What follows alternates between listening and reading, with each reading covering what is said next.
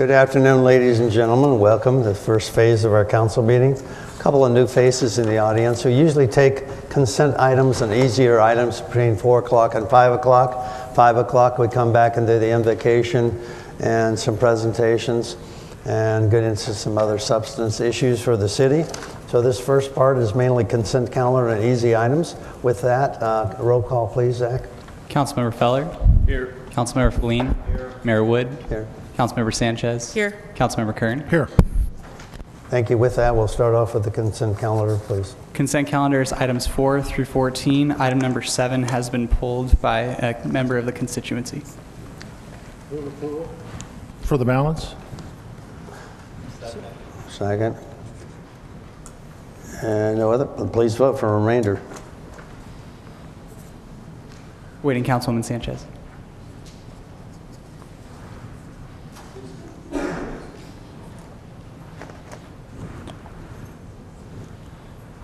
Motion approved 5-0. Thank you, Mr. Clerk. A moment. Let's go ahead with 7 now. Item number 7 is approval of a property use agreement with North County Lifeline with compensation to the city in the form of maintenance of the entire property and payment of utilities and security service for the building at 402 Brook Street for use as an after-school program facility and or to provide activities to the general public, and authorization for the city manager to execute the agreement. Thank you. Public. Member of the public wishing to speak right now is Tatiana Vogel. You'll have 3 minutes to come forward to the dais and speak on behalf of this item.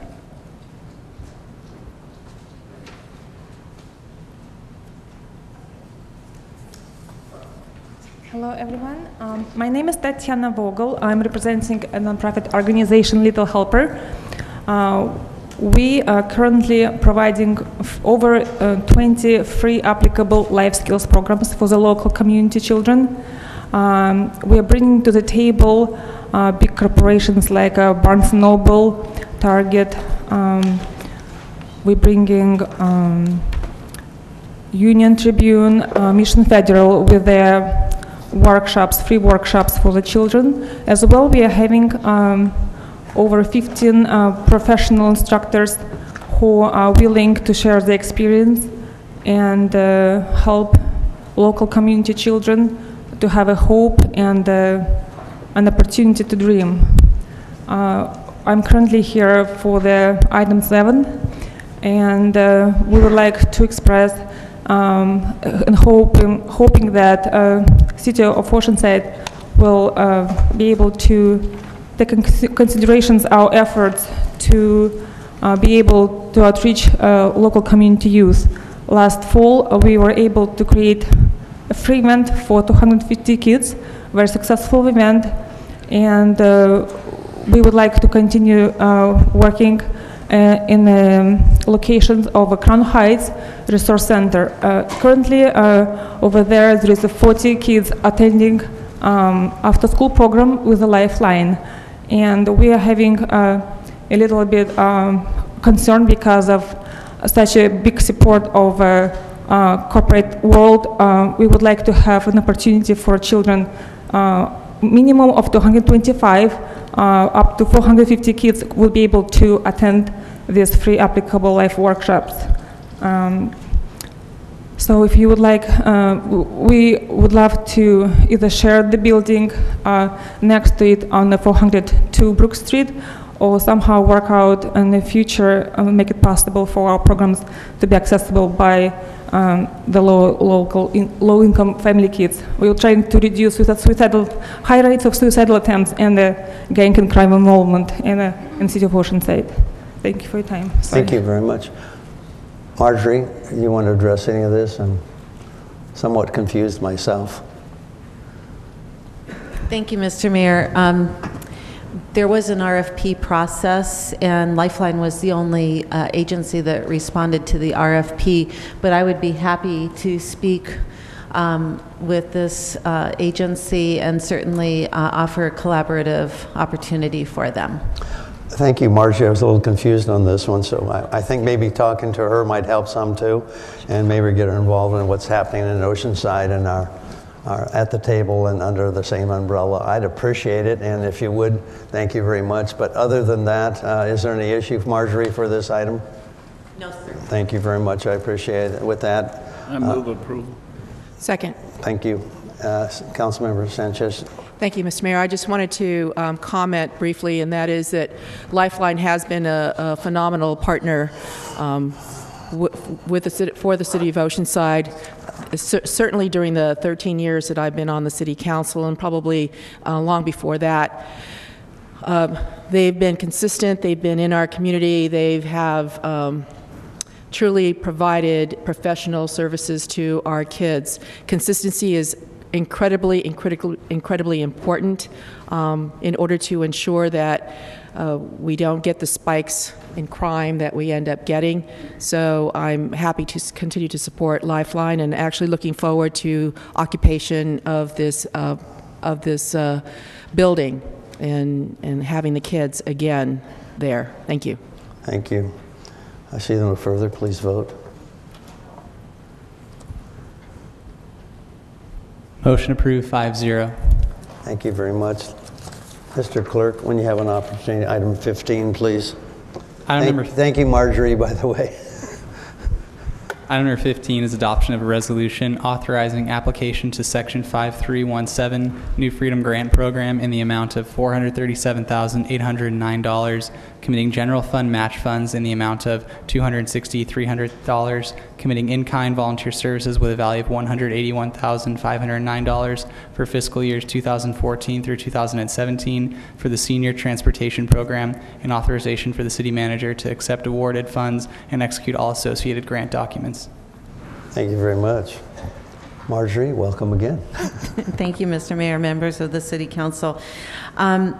Basically, what this boils down to is that for fiscal year 2013 through 2014, we have an approved award from Sandag that the council authorized and approved, including a general matching fund of $61,000. We're currently waiting for that contract for execution from Sandag. After fiscal year 13-14, Sandag has awarded only approximately $47,000 and no award for fiscal year 15-16. Without that money and without the ability to apply for these transportation dollars, basically our senior transportation would come to a halt for all practical purposes. And currently, we're serving about 1,200 seniors and doing 800 rides per month.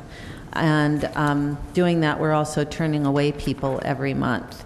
So this grant application is for a total of, is for 3 years at a total of $437,809.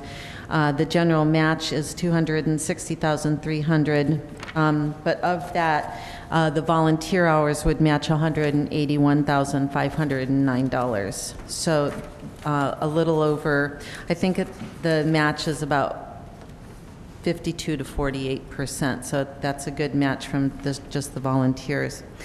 So in order to continue our senior transportation project, which from a little history perspective, when the Senior Commission was designated, this was one of the primary recommendations from the Senior Commission, and that was to develop a senior transportation program. So that was the council of direction to staff. And we've been successful, and we hope to continue to be successful in obtaining the New Freedom Grant for the city. Thank you, Marjorie. Has FACT been impacted by these local there? FACT on here at the corner of Ditmar. I'm sorry, FACT? FACT, F-A-C-T. Yeah, this is in addition to that. The demand is extremely high here. Thank you, Marjorie. You have a seat aside there for the time being. Public? No public. Back to the council. Councilmember Sanchez. Thank you, Mr. Mayor. I'm going to move approval. Second. Thank you very much. Mr. Feller, please. Thank you. Marjorie, our current match is 61 versus 198. Is that what that ends in 1213? That's correct. Mike. The $181,000 matches over a 3-year period. Okay. I'm sorry, the No, $260,000 matches over a 3-year period. okay. Well, so- both are, yeah. Yeah. So my, what is the program? What is the total dollar amount for the program as it exists right now? Sorry. Okay. It's currently, oh, I'm looking at the other one. Sorry, hold on just one second. Do you know what the total program is, Janet? This was for 13-14, it's a budgeted for $198,300 of grant with $61,000 match. So that's what, 259,000 approximately. So has it been steadily at that amount is what I'm getting at. It actually, like the grant, the matching grant went up about $5,000 this year, and we're in the 3rd year. So this, I was very involved when we initially got this pilot program out of Sandag, and to see that money go away, can you explain why that money is going away? I mean, we were on the tip of the spear at that point, so. We applied for the money, but we didn't get enough points, and part of it is our costs per ride that we do. When the city council approved this, there was a survey done amongst the seniors about how much money that they would be willing to spend per ride, and it was a very low cost, around $5 that they felt that they would be able to afford. So the costs for our program versus other programs that charge the seniors more money, we lost points on that. And a survey was redone, and we got the same type of response from the seniors that this was the level that they would be able to afford was around $5. So we lost points with Sandag, and they're not funding us as much. Wish I'd have known. So anyway, thank you. No further input on that? Please vote. Was there motions on this already? Thank you. Please vote. Motion approved, 5-0. Thank you, Marjorie. I appreciate it. Could we jump to item number 25, please?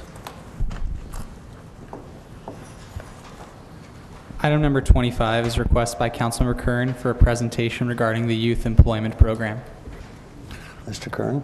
Thank you. As James is getting set up, I've been working on this program with James through Maricosta College and the County Office of Ed for some time. We've taken this show on the road. We've gone to the Greater Chamber of Commerce of San Diego. We've done, actually 2 weeks ago, I think we did Carlsbad City Council, North County EDC. So we're talking about some of the things that we can do in this community. And one of the things to do is trying to find jobs for kids. So the idea that we're out there working to see if we can find mentors for internships.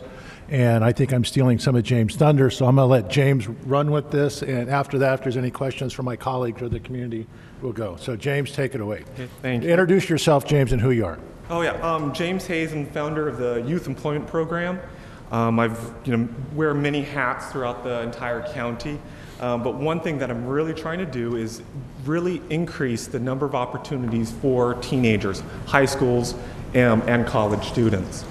First off, I want to thank Mr. Mayor and City Council members.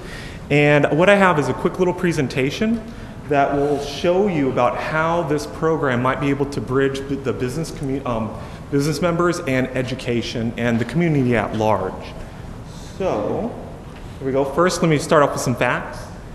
What is the unemployment rate for 16 to 19-year-olds actively seeking employment in California? And in fact, these are, just let me think about this, these are students that are actively seeking employment, so not just teenagers at a whole. And right now, I think the California unemployment rate is, what, around 8%, I believe? 9. So what do you think for 16 to 19-year-olds looking for a job? 50. 50, that high? Well, maybe, it probably is around 50 to 60 if it is including all students. But a lot of them aren't even looking. You know, they're thinking about just going to college, et cetera. But for actively seeking, it is still very, very high at 36% unemployment rate. So 36% of the students cannot find actual employment. And one of the things they're really running up against is that one interview question where someone asks, well, what experience do you have in this field or industry? And obviously their answer is probably going to be no.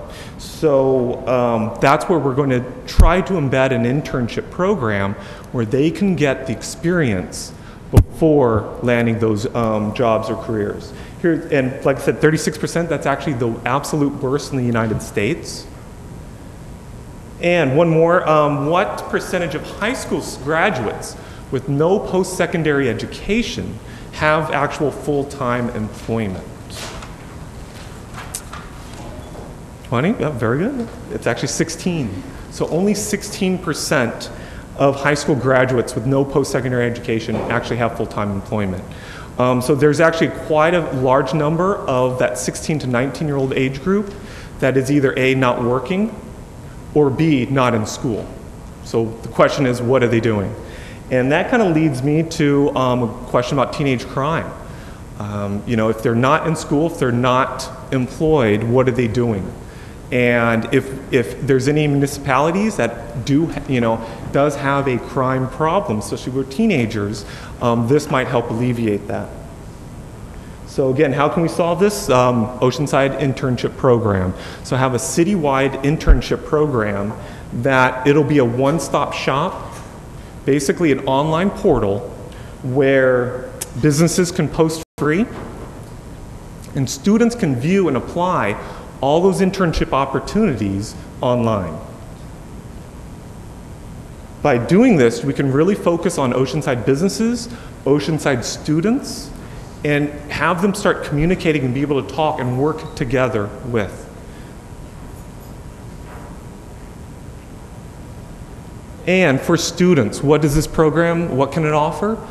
Well, we do have connections where we have high school credit opportunities, college credit opportunities. We also offer career prep classes, pre-internship workshops that are available. We're actually already doing this at Ocean Shores High School. We're starting with Oceanside High School on May 1st. And we've already met at Claire Bergner and also El Camino. So they all have strong interest. Dwayne Coleman, the Associate Superintendent, and Bess Bronson, the Director, are very strong supporters, and they've already managed to receive some of the funding to provide these pre-internship workshops for their students. This is also available for any Miracosta College students. And the key thing is, if I show you these, it is instructor guided, and it's a great chance for these students to explore careers, let alone get that experience that they need. What we're planning on doing is starting a summer internship, kind of a pilot program for the summer, where students will be able to receive Miracosta College credit for attending or actually being in an internship in the city. And then after that, we'll have these year-round internships for students. For the businesses, they actually do get a free branding or with their logo placed on the website. So that's something a little bit different than traditional internship programs. As you can see here, we already have two Oceanside businesses, two of the Oceanside businesses, Sunny Day Tutoring and Impact Design. So that's pretty much what students will be able to see. They actually go online, they can go to different categories, and they can actually click on a business and get the company description, but also the description of the internship itself, what opportunities, duties, etc. Through our education partners, such as a school district, San Diego County ROP or Miracosta College, we do have workers' compensation available. That was one of the major concerns that businesses had. And we also act as an internship liaison. So whether businesses have questions about rules on internship or the students themselves, we act as that go-between to make sure everything, effective communication pathways exist. Like I said, this is for high school and college students. We have instructors to guide the students along because this is for credit. And for businesses, it's great because they are now being able to share their knowledge with the younger generation and in hopes of developing the workforce of the future. For the community, hopefully this will be a great program to showcase, not only for the county, but since it's worldwide, since it's online, it can be national. So you do get that national exposure of this is a city that really cares about their students, really cares about the workforce development and employability. And hopefully, if there's a teenage crime rate, will be lowered with this. I think I've seen studies where like between 3 o'clock and 5 o'clock are the worst times for teenage crime. Well, if they're on an internship, if they're actively working, hopefully they're not out on the streets causing trouble. And all of this is a very low cost to keep it sustained, especially if it's a joint effort between all community partners. So I've already talked to Dave Nidegger at the Oceanside Chamber of Commerce, Dwayne Coleman at the Oceanside the OUSD, and hopefully with the city involvement too, this can be a great program for the city. And strong parental support. We already have some members of Oceanside's Parent-Teacher Student Association who are really going to help promote to the businesses this concept and this idea. So what I believe this is a win-win-win for all involved, and hopefully that we can create a sustainable program with the entire community. So it's going to be locally or at least regionally or locally branded. It could be in North County or just for the city of Oceanside. And there you go. Any questions? Councilmember Feller. The PTOs that you've approached, are those, the high schools generally don't have that. Yeah. They have boosters or something to that effect. So what PTOs are you approaching that you can? Oceanside High School. Well, Good. Yes, we actually have. Do you fill out a blue slip? Come to the mic, please. Yeah. If you come to the microphone. Sure. We can't get it on record or hear you. And you have to identify yourself so we get you on tape. Certainly. I'm Christine Winnicky. I'm a member of the Oceanside High School. I'm a paid member of the Parent-Teacher Student Association. We had a meeting last night where it was discussed, and I asked them specifically. They have an email list of about 100 parents total. Only about 50 of those are paid members. But all this information that James has provided to us in a link or Dropbox with flyers to send out to our own business contacts or friends in various organizations that we really feel would be beneficial for our students, we're going to be sending that out. So it started with, I think I probably have a half a dozen, maybe 8 parents were at the meeting last night. But Andrea Giroux, who is the president, is going to send it out, and we're going to ask Dr. Hurst. Now, this is just Oceanside High. I'm not, my kids just go there, not El Camino or Claire Bergner or Ocean Shores. The question I'm asking is you have probably close to 7,000 students in the the 4 schools, 4 high schools. And if you're only touching 100, is that what you're aiming at? That's the parents trying to promote the program. Well, he was saying he was approaching PTOs. That was one avenue. The other avenue, from at least the Oceanside point of view, is our career and college counselors will push it out through the students. And he's got Mr. Nidegger on board for the Chamber of Commerce. Obviously, we would love support from the City Council and all of the members and constituents that you guys reach as well to create this kind of positive environment. Okay. And how are you funded? I mean, you must be getting a paycheck to do this. Not yet. Not yet. A little background on myself. I have been a teacher for the past 12 years in Vista Unified.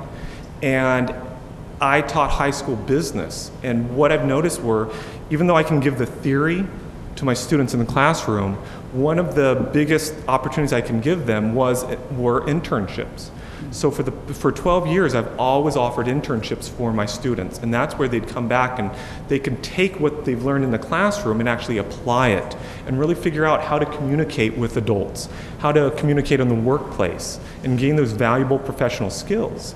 So it was because of that that I decided to kind of envision a much larger, instead of just my own students or at a certain high school where everyone's kind of working in a silo, to really expand this over a larger area where there's more community involvement, because there's too often you have these programs that are, maybe it's just one grant, for example.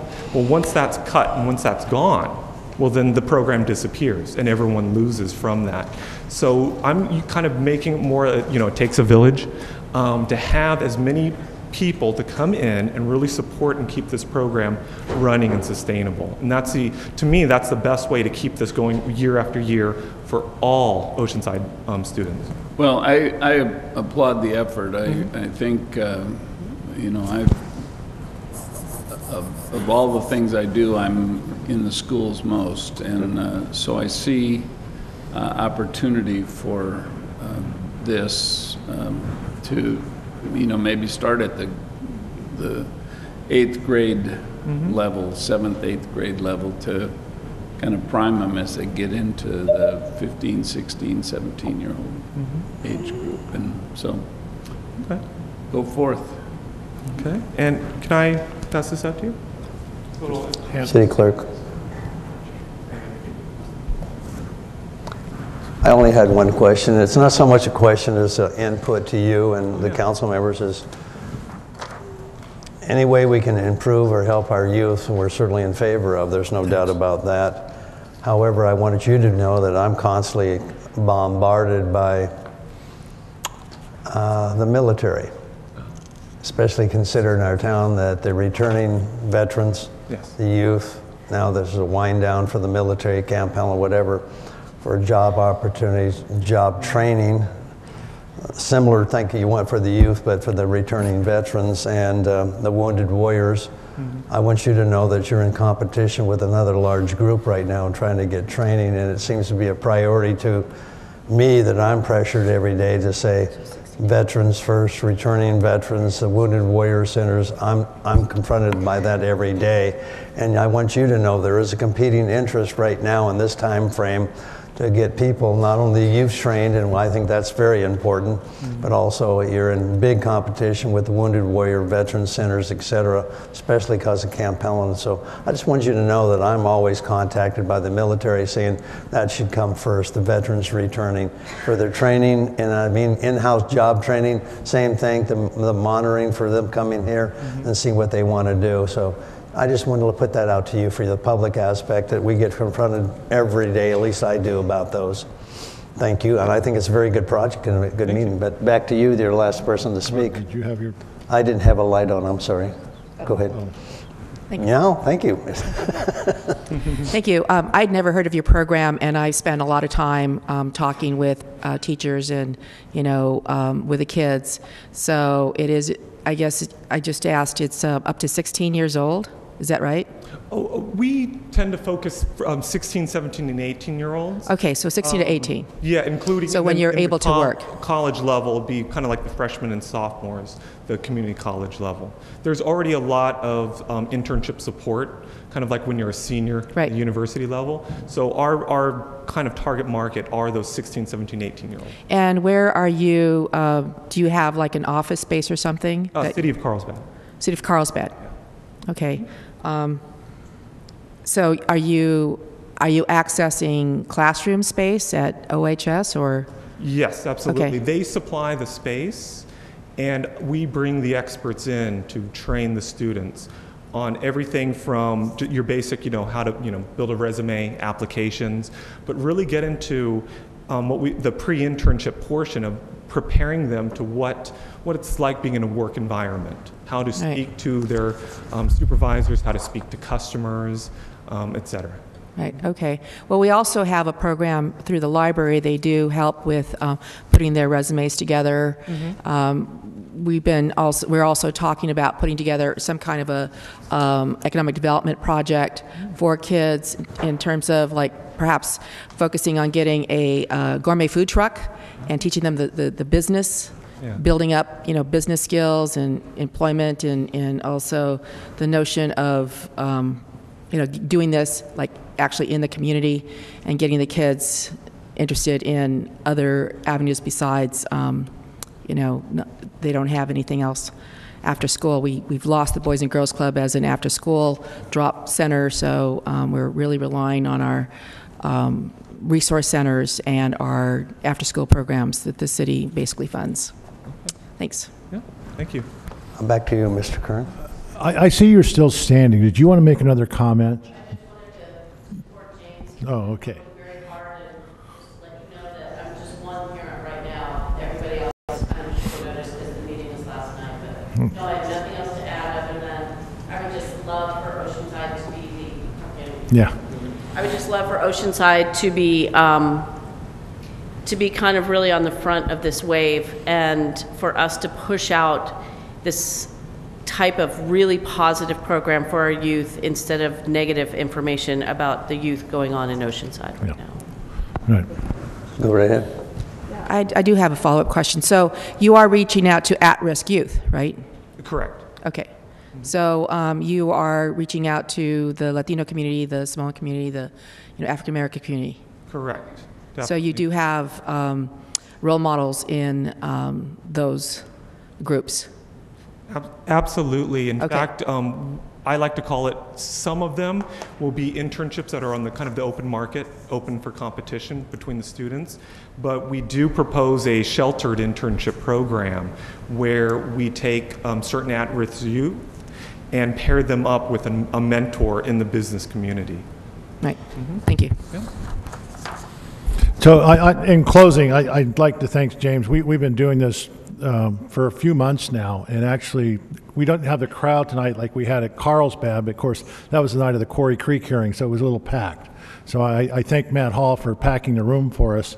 But what we're really trying to do, and the mayor's right, there is competing things out there that, but this is for our youth to go forward. Now, sometimes the military guys, they can't do internships. They need a job. They're going out there and they're trying to find employment. This one here, we talk about paid and unpaid internships. So it exposes these children, these students, to the workforce. A lot of times what happens when I was a kid, way back in the last century, the idea, I was a pump jockey. I worked through high school, I pumped gas and did those type of things. Those jobs are gone. And most of my friends worked at McDonald's or other fast food places, but now if you go into those jobs are taken by adults. So it's very, very hard for children or students to find the job, to gain the experience, so when they actually go out for their first paying job, that you have a resume and say, yeah, I worked in such and such a place and done these types of jobs. James actually did the virtual enterprise class at Mission Vista High School, and the person that took over for him when James started doing this, I went out and did the interviews with these children, I keep calling children, students, about the internal virtual enterprise class where they set up a business and do that. When I'm interviewing them and say, okay, what have you done? Other than two of the kids that actually worked for their parents' business, they had no business experience. So this is what we're trying to do. There's two things that we need. We need mentors, internships, available businesses, and we need students to do this. And James is going to be the conduit between these two. That's what we're looking for. The idea that so a student can go online and say, here's the internships available. And a business can go online and say, here's the internships I'm willing to offer. So to make those connections. So that's what we're really trying to do. So James, thank you. We've done this a few times. So hopefully things will start gaining traction. But thank you very much. Okay. Thank you so much. Thank you. Thank you very much for information. If I may, Mr. Clerk, City Attorney report in closed session, if you have a moment, sir. Thank you. There was no meeting on item 1 in closed session. Item 2, conference with a real property negotiator involving the 76-acre Center City Golf Course. Under negotiations are price and terms for the lease of the property. There's no action to report on that item. Item 2B, the property at issue is the 1325 Harbor Drive North property, currently occupied by Monterey Bay Canners. Negotiating parties are the Oceanside Small Craft Harbor District and Aloha Partners. Under negotiations are price and terms for the lease of the property. Again, no action to report at this time. Item 2C is the property bounded by Pacific Street, Meyer Street, Seagaze Drive, and Civic Center Drive.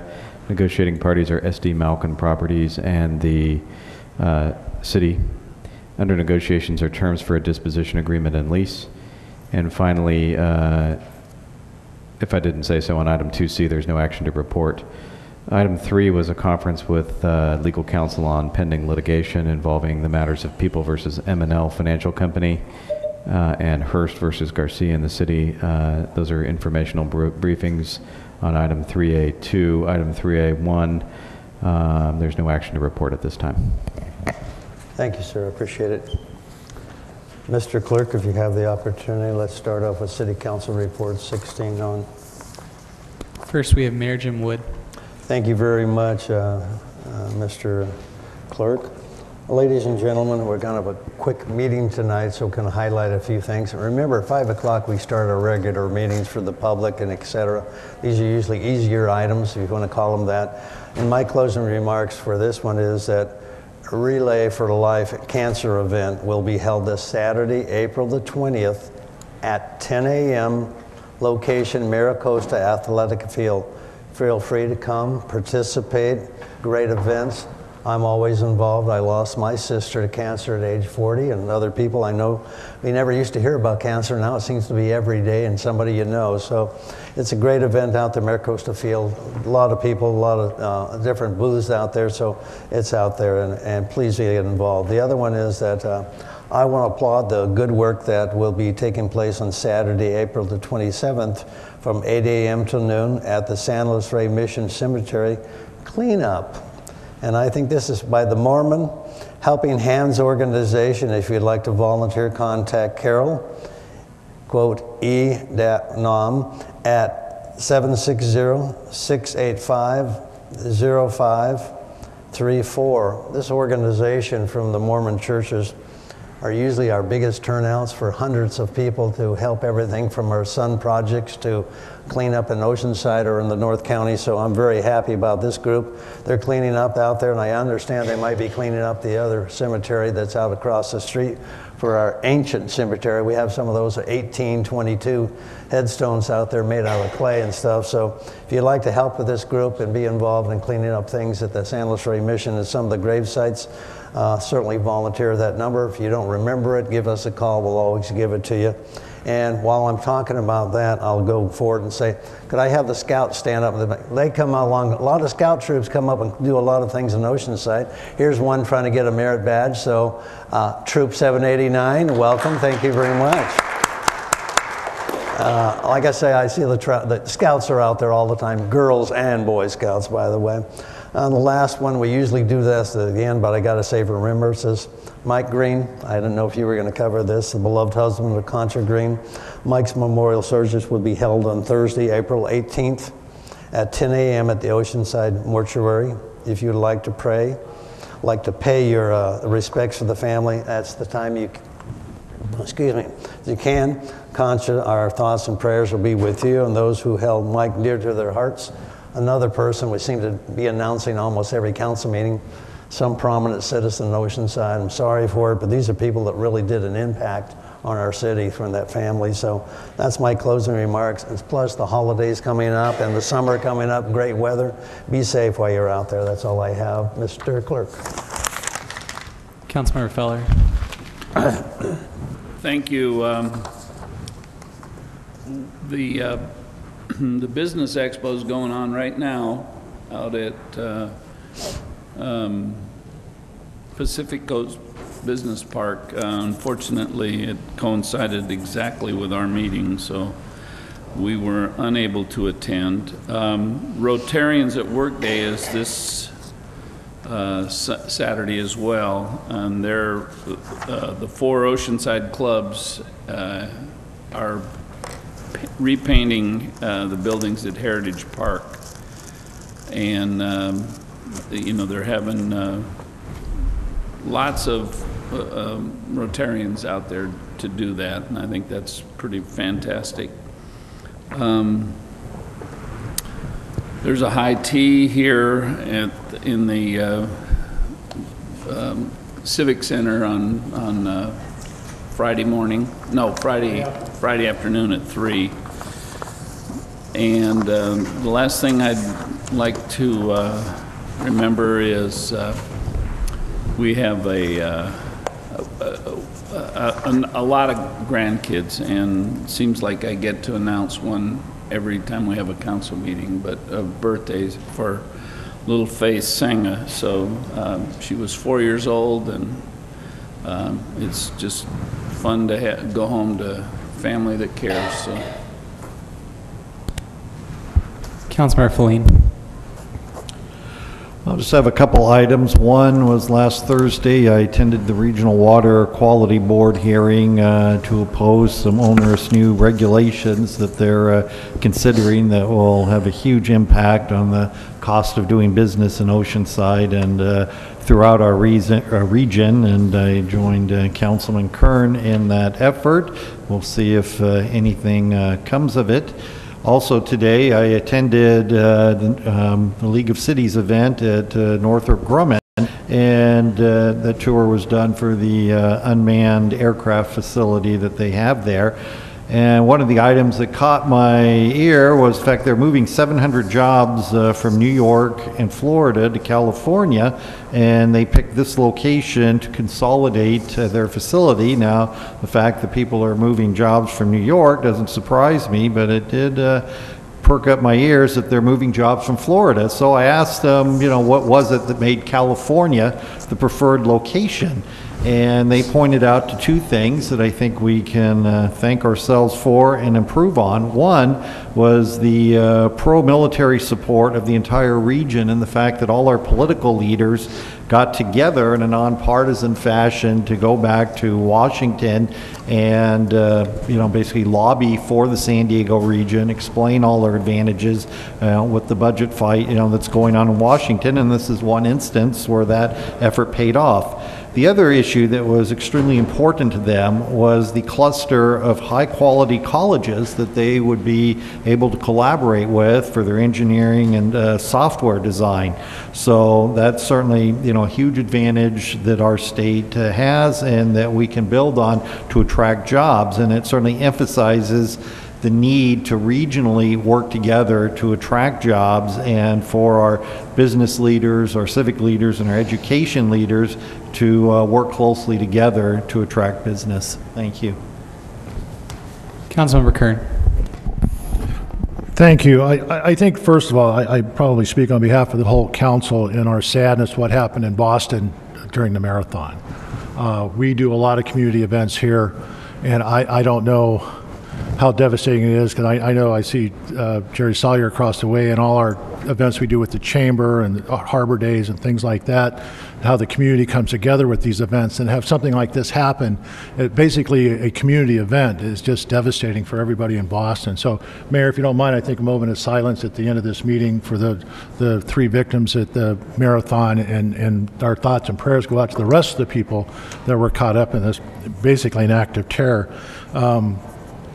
So, it's a sad note. On some of the good notes, though, I met with Dr. Francisco Rodriguez at Maricosta College and one of their board members, Leon Page, regarding what we can do to work together. As you know, I'm part of the education liaison from the council to the education community. And one of the things, and we kind of touched on it here about what other things we are doing, and one of those is the Gear Up program that Maricosta College is working with OUSD about getting kids in the 7th and 8th grade, and I think Councilmember Feller brought up to some of the younger students, and get them geared for college. The idea that they're working with Jefferson Middle School and Chavez Middle School, two of the schools with our community that kids aren't really thinking about college at that age. And so we're trying to get them to think about college. And this Saturday, there's a Gear Up conference at Maricosta College, which I will be attending to see how that thing is coming together. Speaking of that, Friday afternoon, I was also out at Maricosta College with Assemblymember Rocky Chavez. We had a meeting with representatives of the student governments of Maricosta College, Palomar, and Southwestern. It was quite interesting because we got really down in the weeds talking about process and government process. And usually what happens when you talk about government process to a room full of students, their eyes just glaze over. These kids were really engaged. They really knew what was going on.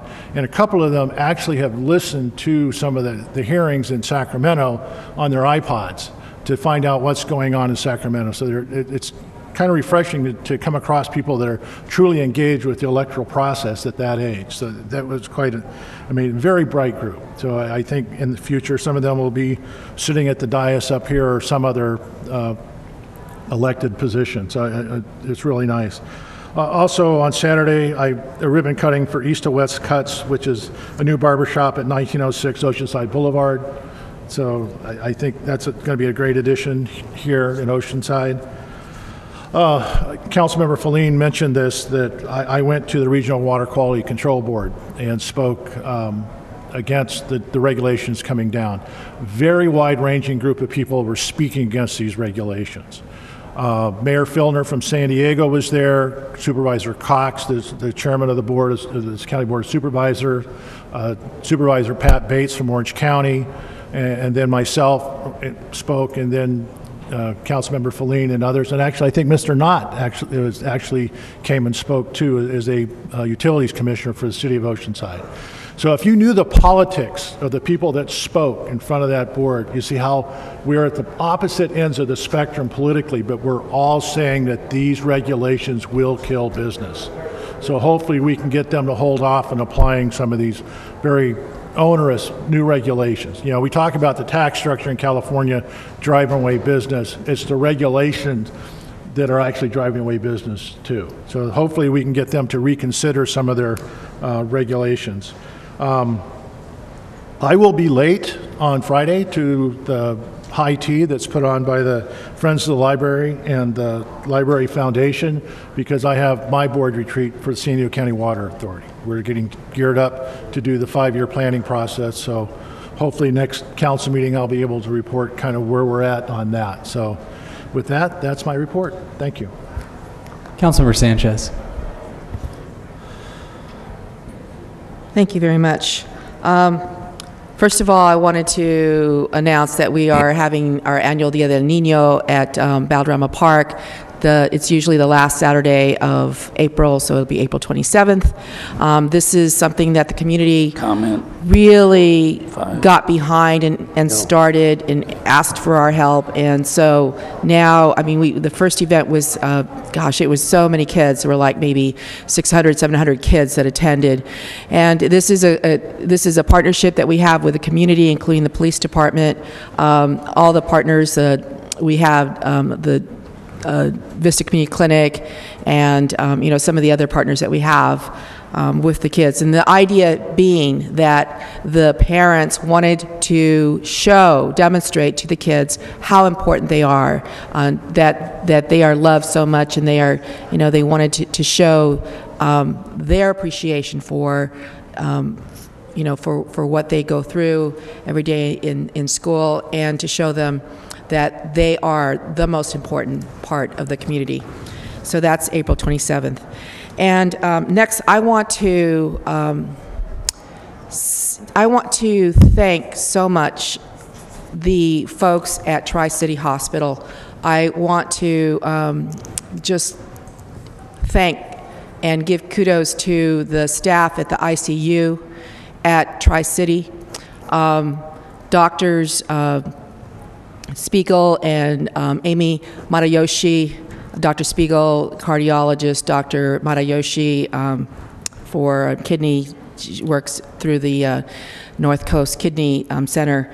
My dad had to go in Thursday, and we thought we might have lost him. We were losing him, and they did such a phenomenal job. He left ICU yesterday, yesterday late afternoon, and the staff, the nursing staff, you all rock. You were wonderful. My dad they kept him comfortable.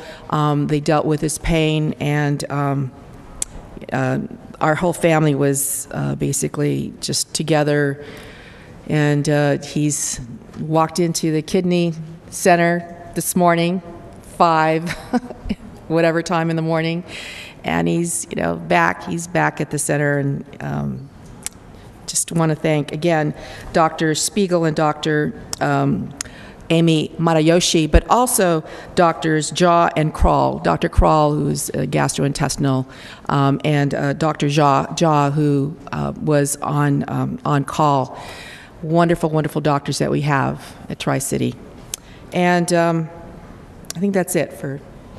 It was a rough week for us. Thank you very much. And Dr. David Spiegel is mine. A great guy. Is he? Yeah, wonderful. he is. And, he's a great guy. He's great. And I'm happy for that. But I'm glad your dad's doing better. I apologize. Much better. Anyhow, for this, ladies and gentlemen, going to take about a 10-minute break. Come back for the 5 o'clock start. If you haven't been here before, out the double doors, up the stairs, water, restrooms. Wander around, meet people, or go over and talk to the press. And Mayor, if I may, wait, go ahead one second. I just got a confirmation that the Dia del Niño is 10 a.m. to 2 p.m. at Baldrama Park on Saturday, April 27th. Thank you very much. Quick break. Thank you, ladies and gentlemen.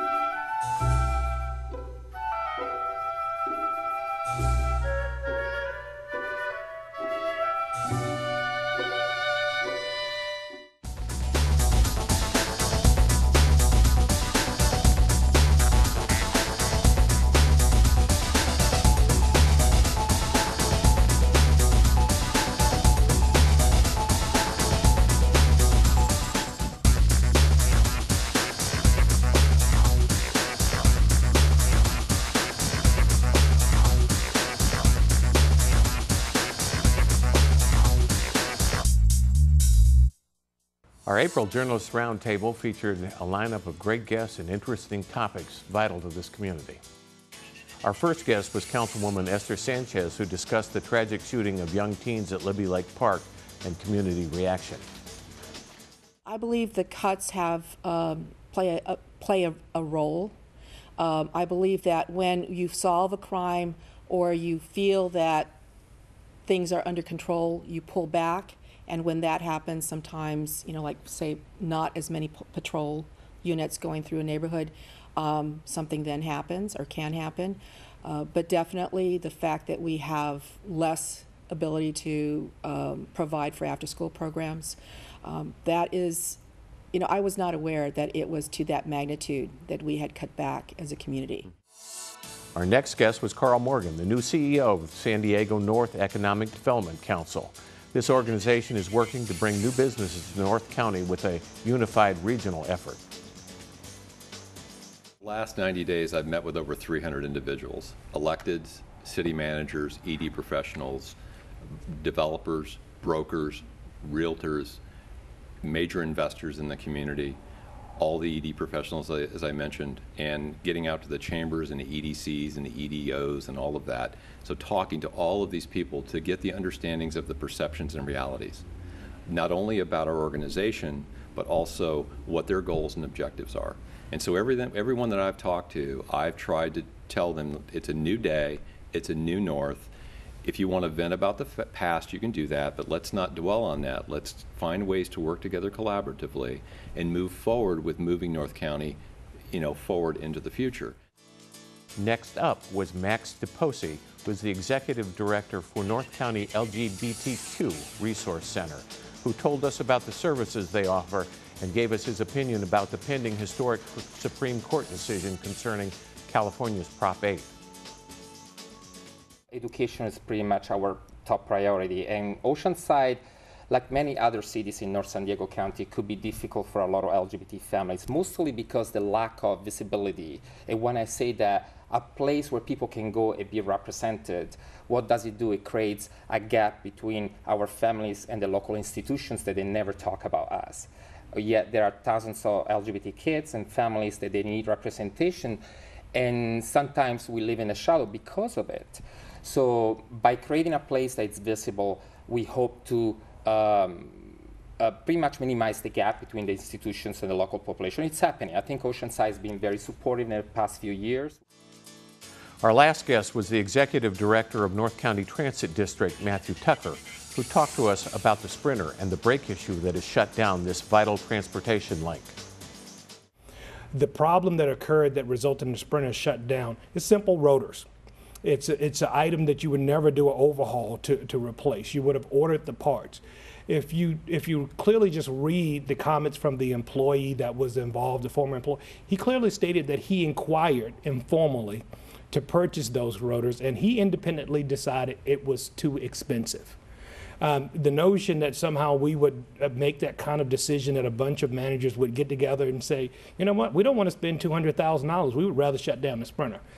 It's just not logical. Journalist Roundtable is a great way to stay informed about vital community issues. Don't forget to watch.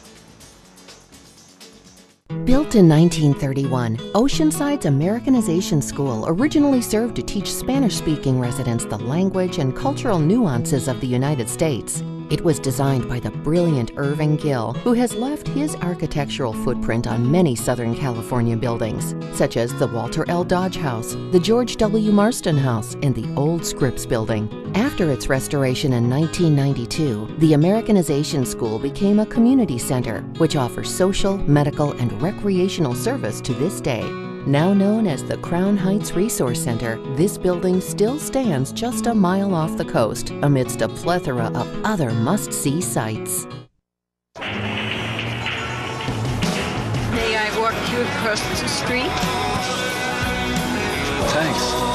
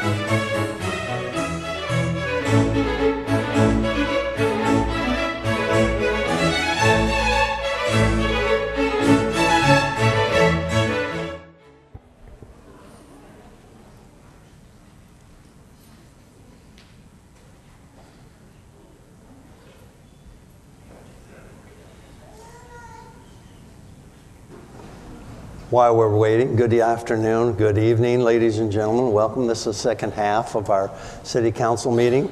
We do some little easier things from about 4 o'clock to about 5. We have a closed session about 2 in the afternoon. So most of the afternoon is spent doing, things we have to do. And then we get here at 5 o'clock. We have some presentations, some awards, some special people today. But what I'd like to say, if you have a pager or a cell phone that's got a noise, put it on vibration, a quiet or whatever. We'd appreciate it.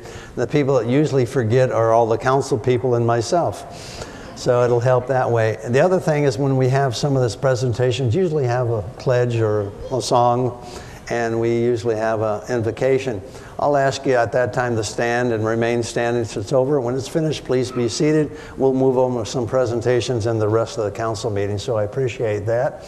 And sometimes we have some really special dignitaries here from the schools, from the Boys and Girls Club. That makes it very important, so we have special guests tonight. And I see some other people in the audience that are really prominent throughout the city over in this section over here. But then we'll get to them a little bit later on in the day. And I said earlier, in case you weren't here, we're lucky enough to have a Boy Scout here in the back that's getting his merit badge for this. Stand up again, let everybody see you.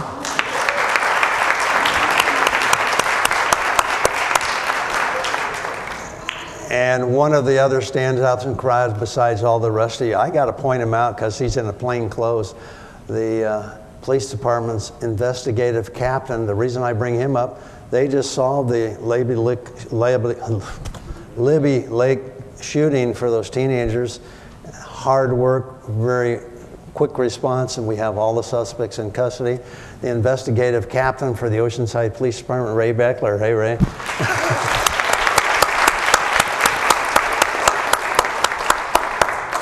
And I was going to mention the better half of the family, but she's standing right beside him. With that, I'd like to go forward on some of this stuff. So, Valerie, if we may. If you'd please stand at this time. Leading us in the invocation tonight is our city clerk, Zach Beck, who is also youth pastor for Gateway Community Church. Let us pray. Lord, we come here thankful for today, for this privilege and honor that we have to live in an amazing city. Our hearts are heavy right now with the events that took place in Boston, and we ask for your strength, your peace, and your security upon the families of those stricken and the individuals who were caught by this severe act of terrorism. We ask that all individuals who are affected on a daily basis by violence would be protected by you in this time, and that we would be here to support those in our community who are affected as well. We ask during this council meeting for your guidance, your wisdom, and your discernment in the decisions that we have to make, and we ask that we continue to be understanding and appreciative of the fact that we live in an incredible city, an incredible country, and an incredible world. We thank you for this time. In your name, amen. Now at this time, we will have a group come forward to not only lead us in the Pledge of Allegiance, but also who will be singing our national anthem afterwards. From Impressa Elementary School, we have their choir, led by their director, Rich Cook.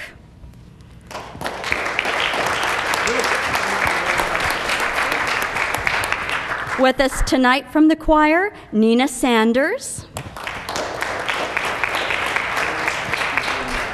Casey Martinez, Logan Goussard, Kelsey Beckler, Noah Latuada, Amaya Andrews, Zachary Shelton, Nicholas Shelton, Tori Blackburn, Emily Schultz, Taylor Robbins, and Matthew Hedrick.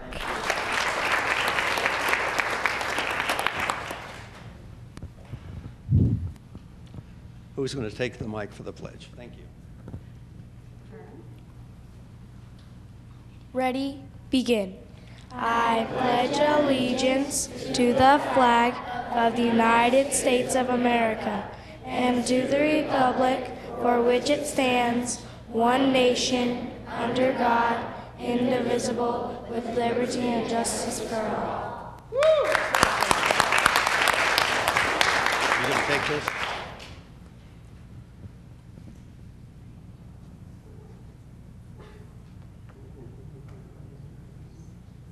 Oh, say, can you see by the dawn's early light what so proudly we hailed at the twilight's last gleaming, whose bright stripes and bright stars through the perilous fight o'er the ramparts we watched were so gallantly streaming, and the rockets' red glare, their bombs bursting in air, gave proof through the night that our flag was still there. Oh, say does that star-spangled banner yet wave o'er the land of the free and the home of the brave?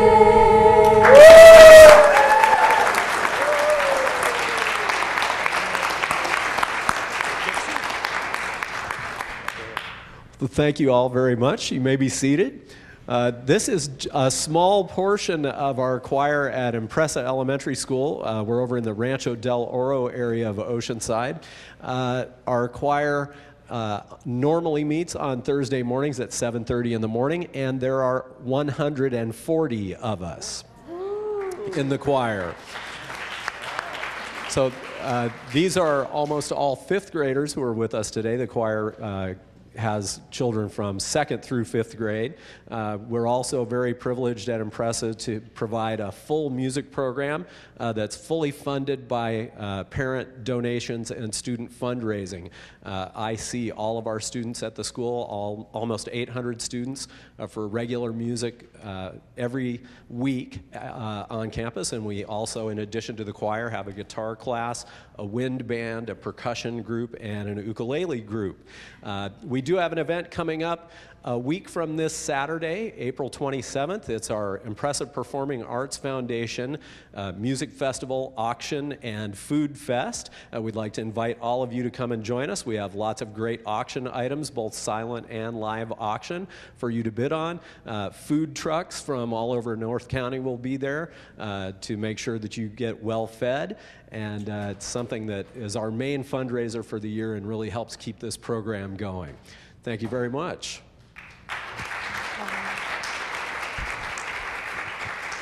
We'd also like at this time to call forward their principal. Cherie McKeon is with us tonight. Yes, even more important, the tip of the lance. Yeah, I'm sure you're proud of these. I couldn't be more proud of it. Here you go. A couple of words for the audience. You got to have it on the mic. I feel like the luckiest principal in the world. I am the first-year principal here at Impressa, and it has been a magical, magical year. I get to be with these students each and every day and share hugs and celebrations with them. It's what, when I was a kid, I remember school being like, when it was really wholesome. That's what I think about with Impressa every time I walk through the gates, is the wholesomeness that we're able to provide in that special, special community called Impressa Elementary. We are truly Impressa Knights when we walk in the gate, and when we walk out of the gate, we continue that as well. So we welcome you to come to our campus anytime. We hope you come for this special celebration, and thank you again for having us. Tighten it up a little bit. Can I get us all in all of the picture here? Can I have the good-looking men get in the back? Oh, up there.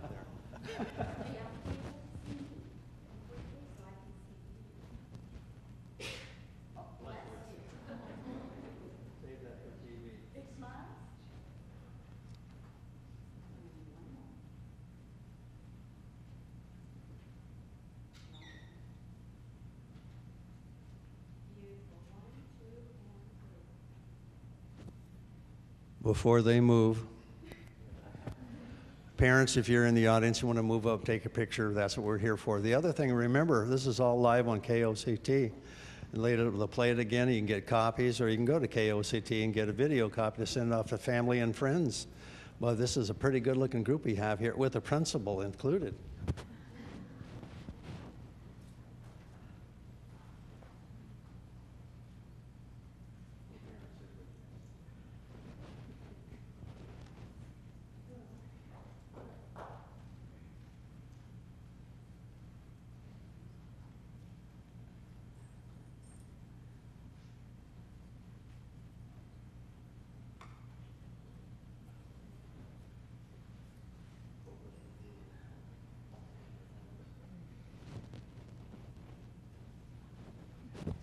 Let's hear it for one more time. Thank you.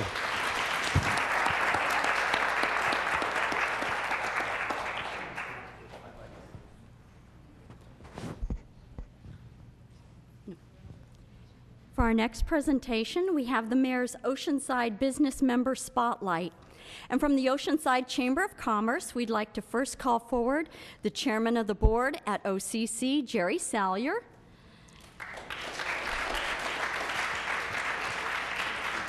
With him is Board Member Cece Haas. And also CEO David Nidegger. And tonight we're going to be honoring the valued Oceanside business owner, Liesl Sutter of Sutter Tax and Insurance Services. Thank you, ma'am. What about the rest? Are they coming? You're not bringing your daughter up? Thank you, Mayor. All right. It's my pleasure this evening to recognize our member of the month, and it's Liesl Sutter, who's a lifelong entrepreneur who has a unique understanding of small business and what's required to operate and promote a successful business venture. Her business networking group, Net 10 Networkers, has a great example of how Liesl understands the importance of supporting the local business community. Liesl's been a principal in multiple businesses since her graduation from the University of California, Irvine in 1992. You say, go Anteaters, right? Go Eaters. Okay, Liesl owns and operates a second-generation tax and financial services business in the city of Oceanside, Sutter Tax and Financial Services. While taxes and finances are usually a form of pain for most, Liesl's clients instead say that she offers them a unique and enjoyable form of tax therapy. As tax and financial professional specializing in small business taxation, Liesl has a great opportunity to connect with a variety of local businesses and individuals with one another. Having both the opportunity and the motivation to connect others for their mutual success, in 2010, she started a multi-chapter business networking group called Net 10 Networkers to cultivate and encourage business referrals and connections locally. The group currently hosts chapters in the city of Oceanside with the Chamber of Commerce in a unique and innovative partnership, as well as in the cities of Carlsbad and the city of San Juan Capistrano. Net 10 Networkers are business owners who are motivated to do business with those they know, like, and trust. And Liesl Sutter is motivated to connect all of those with integrity in business and life for the mutual benefit of all. If you're looking to make a connection with other quality local businesses, Liesl welcomes your contact. You'll find more information at either of her websites, www.taxtherapy.net or www.net10networkers.com. Please recognize our member of the month. Thank you, Mayor Wood.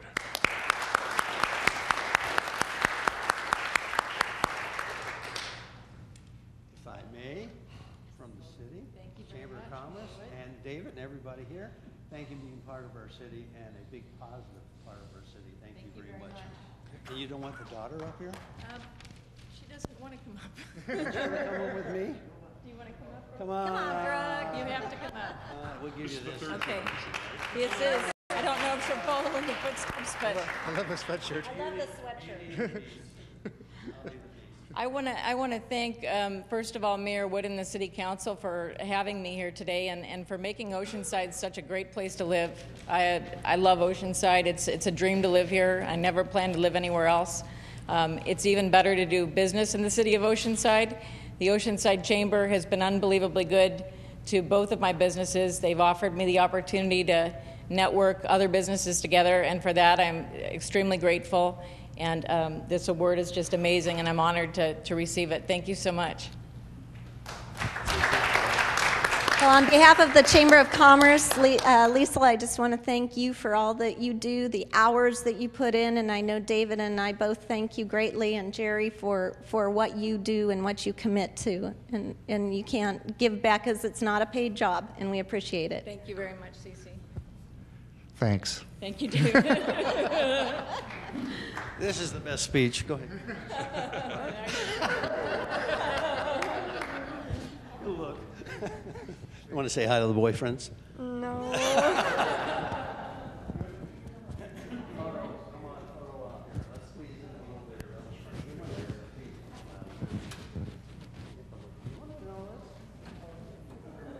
She's going to take a picture.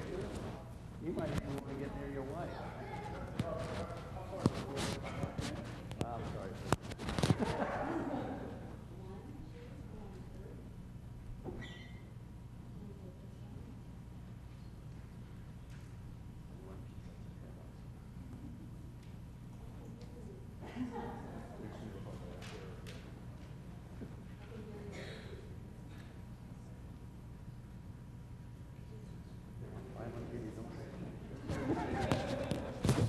Yeah, let's hear it again. Thank you, really. Thank you, Cece. Thank you very much. Good job. Last is at the podium, right? Now you're done. Okay.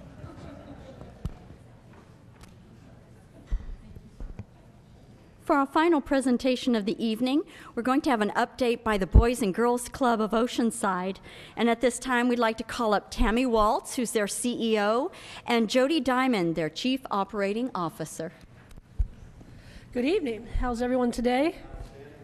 Outstanding. You look very dapper. And before I get started tonight, certainly my name is Tammy Walls, so thank you. I'd be a little remiss if I didn't introduce my board members that are with me tonight. Michael Klein, Robbie Haas, Michelle Bray Davis, Tanya Gover, as most of you know, so thank you for being here.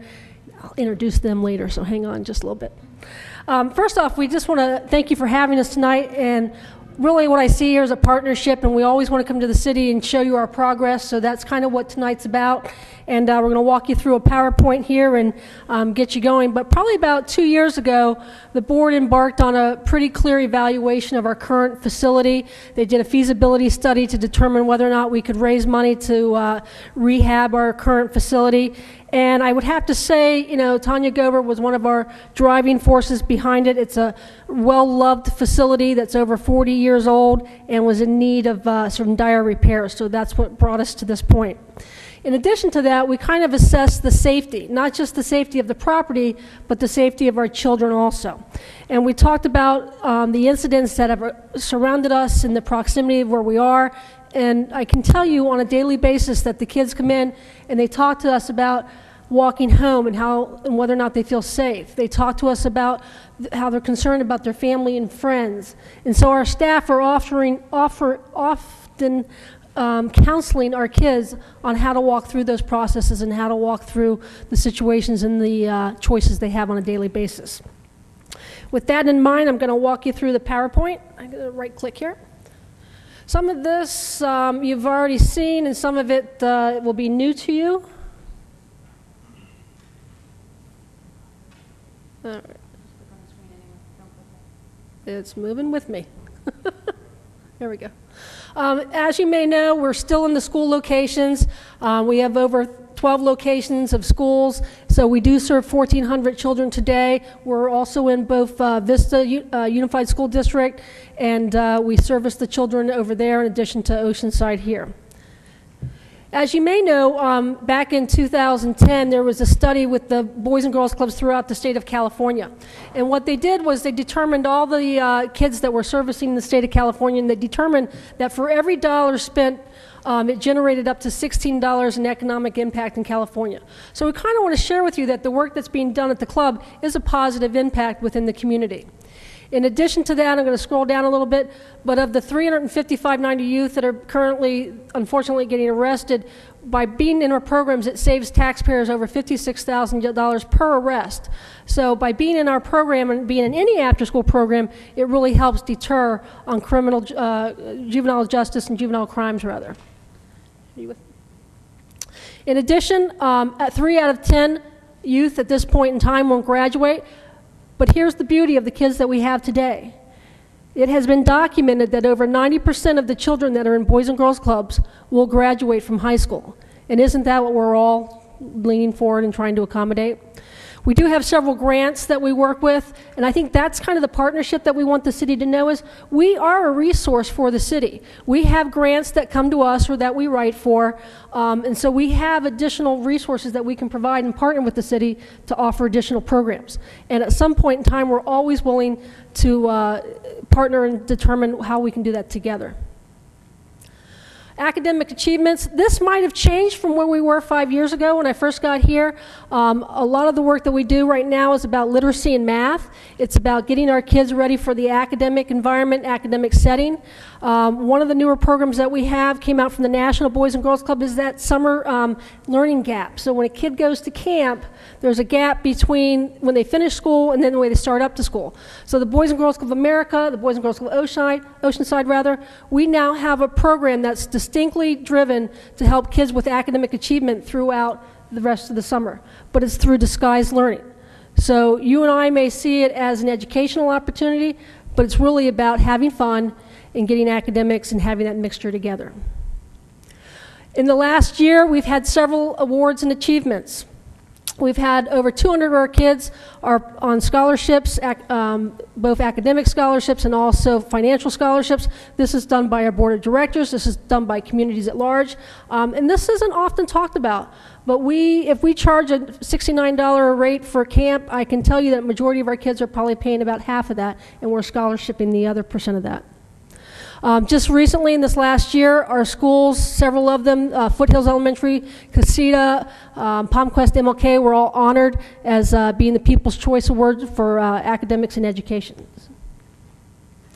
In addition to that, we do a teen trade show. In the last 2 years, we've been at Oceanside High School and then El Camino. We have over 7,000 youth that participate through this. And what's really cool about this is we have about 65 vendors, whether it's Genentech, whether it's UC San Diego colleges, whether it's banks, other culinary programs. We have 65 vendors. And the idea here is that if you're not a college-bound student, here's an opportunity. Let us help guide you on how we're going and where you're going to go next in life. So this is actually coming up in late May, so you're certainly available, and the city has participated in that, and I think that's a great opportunity for the kids to know that that's employment also. Moving from that, Angel Lopez. I hope you've read about him in the newspaper. He is our Youth of the Year for Oceanside. What happens here is Angel competed against several of the other several of the other Boys and Girls Clubs in the county.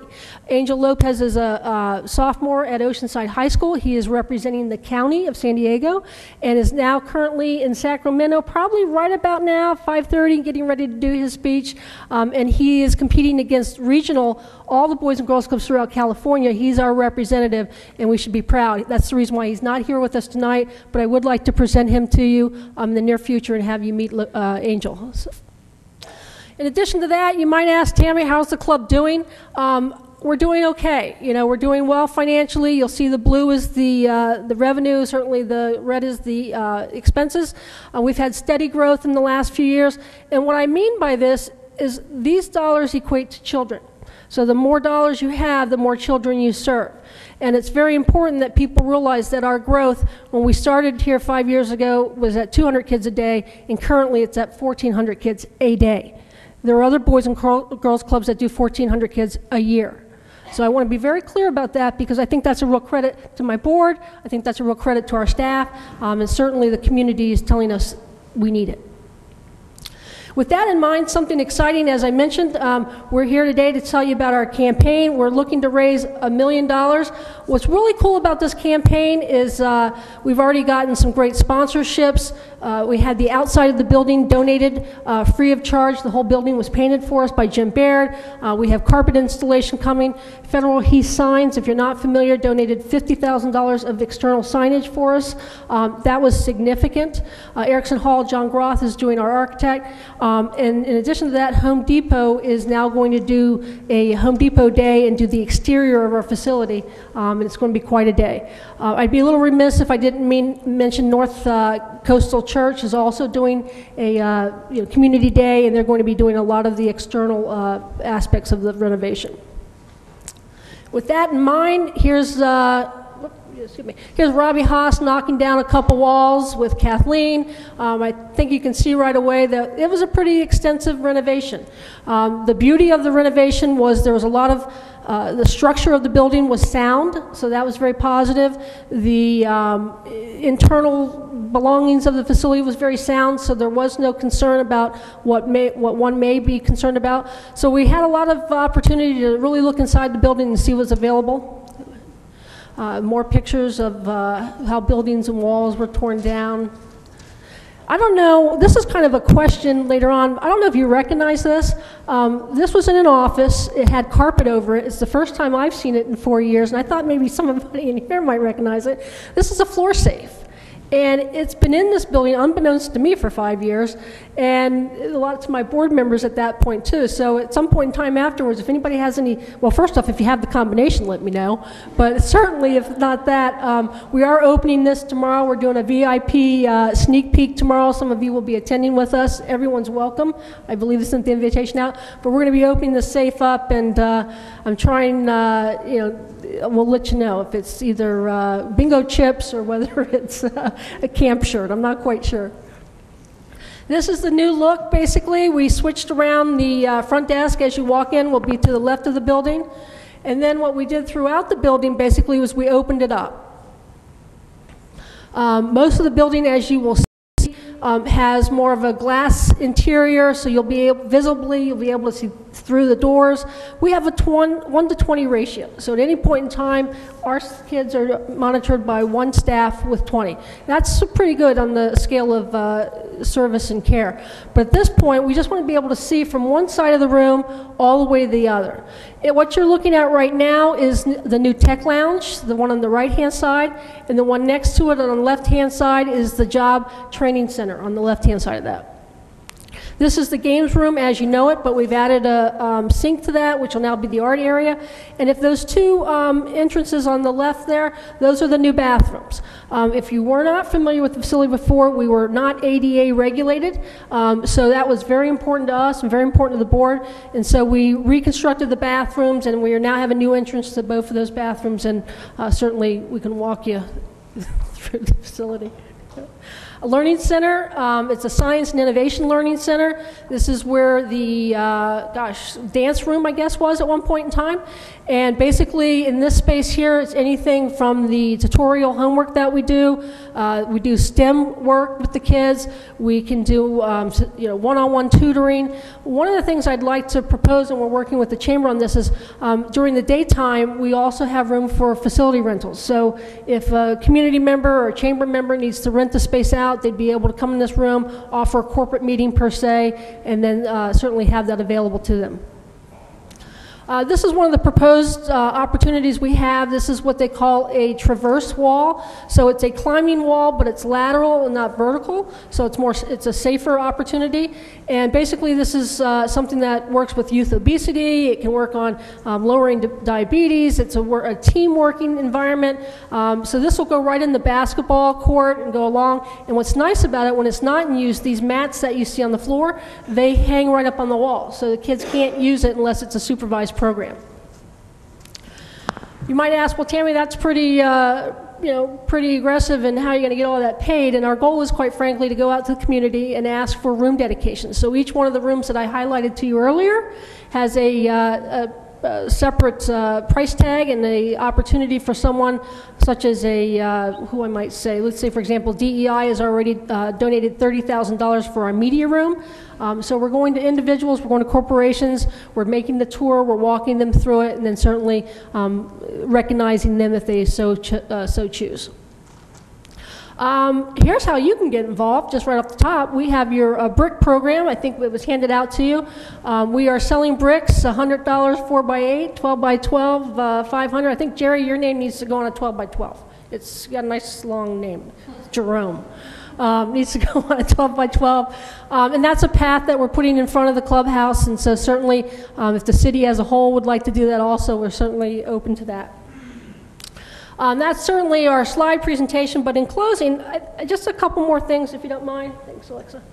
I just want you to know that we're a part of the city. We enjoy being a part of the city. As a nonprofit, we've been around for 60 years. We typically hire nowadays an educator and recreational leaders, a little different than before, and we help kids with their academic goals and their character counts on helping them grow. We also believe in partnerships. In today's world, we work with MiraCosta College and Service Learning, San Diego Regional Center, all the school districts, Oceanside, Vista, Bonsall, Tri-City Hospital, Vista Community Clinic, Youth Employment Services, and many more. So my point today is to share with you that we're open to conversations, we're open to partnerships. We want the city to know that we would like to be with you when we look at the Libby Lake and the Crown Heights solution. Let us be at the table to help you with those remedies. When we talk about the recreation center at El Corazon Park, the Boys and Girls Club is willing to have those conversations with you. In finishing up, I'd like to say the Boys and Girls Club is a strong entity. We're funded and supported by strong community leaders. We're viable financially for now and a long time to come. And quite frankly, we're willing to be the leaders of today's children. So I'd be remiss if I didn't introduce my kids today. Hey.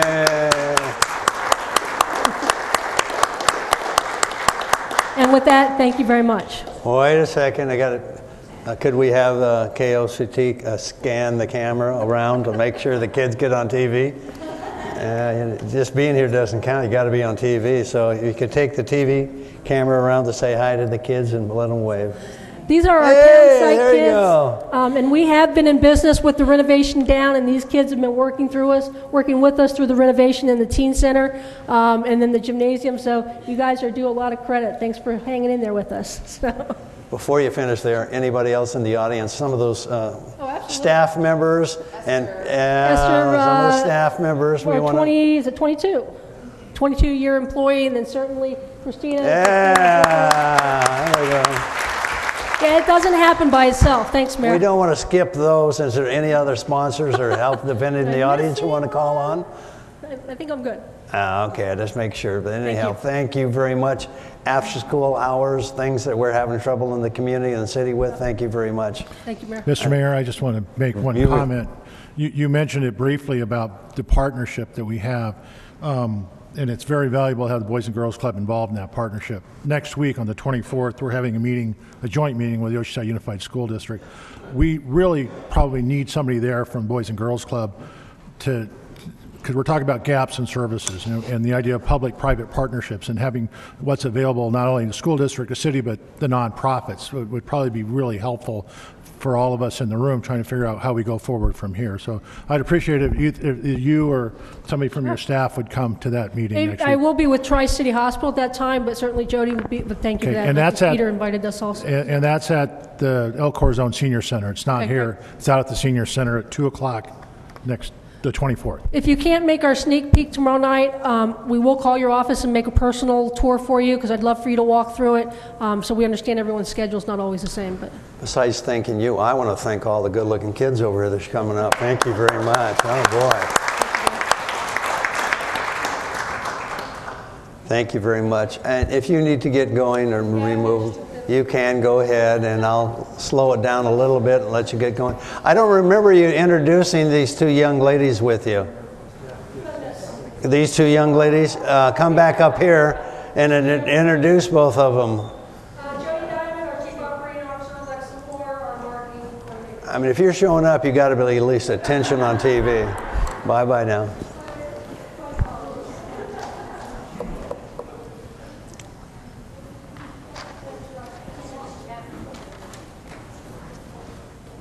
Mr. Clerk, Item number 22, items not on the agenda, please. Yes, we have 5 members of the public wishing to address the council. They'll come up one at a time.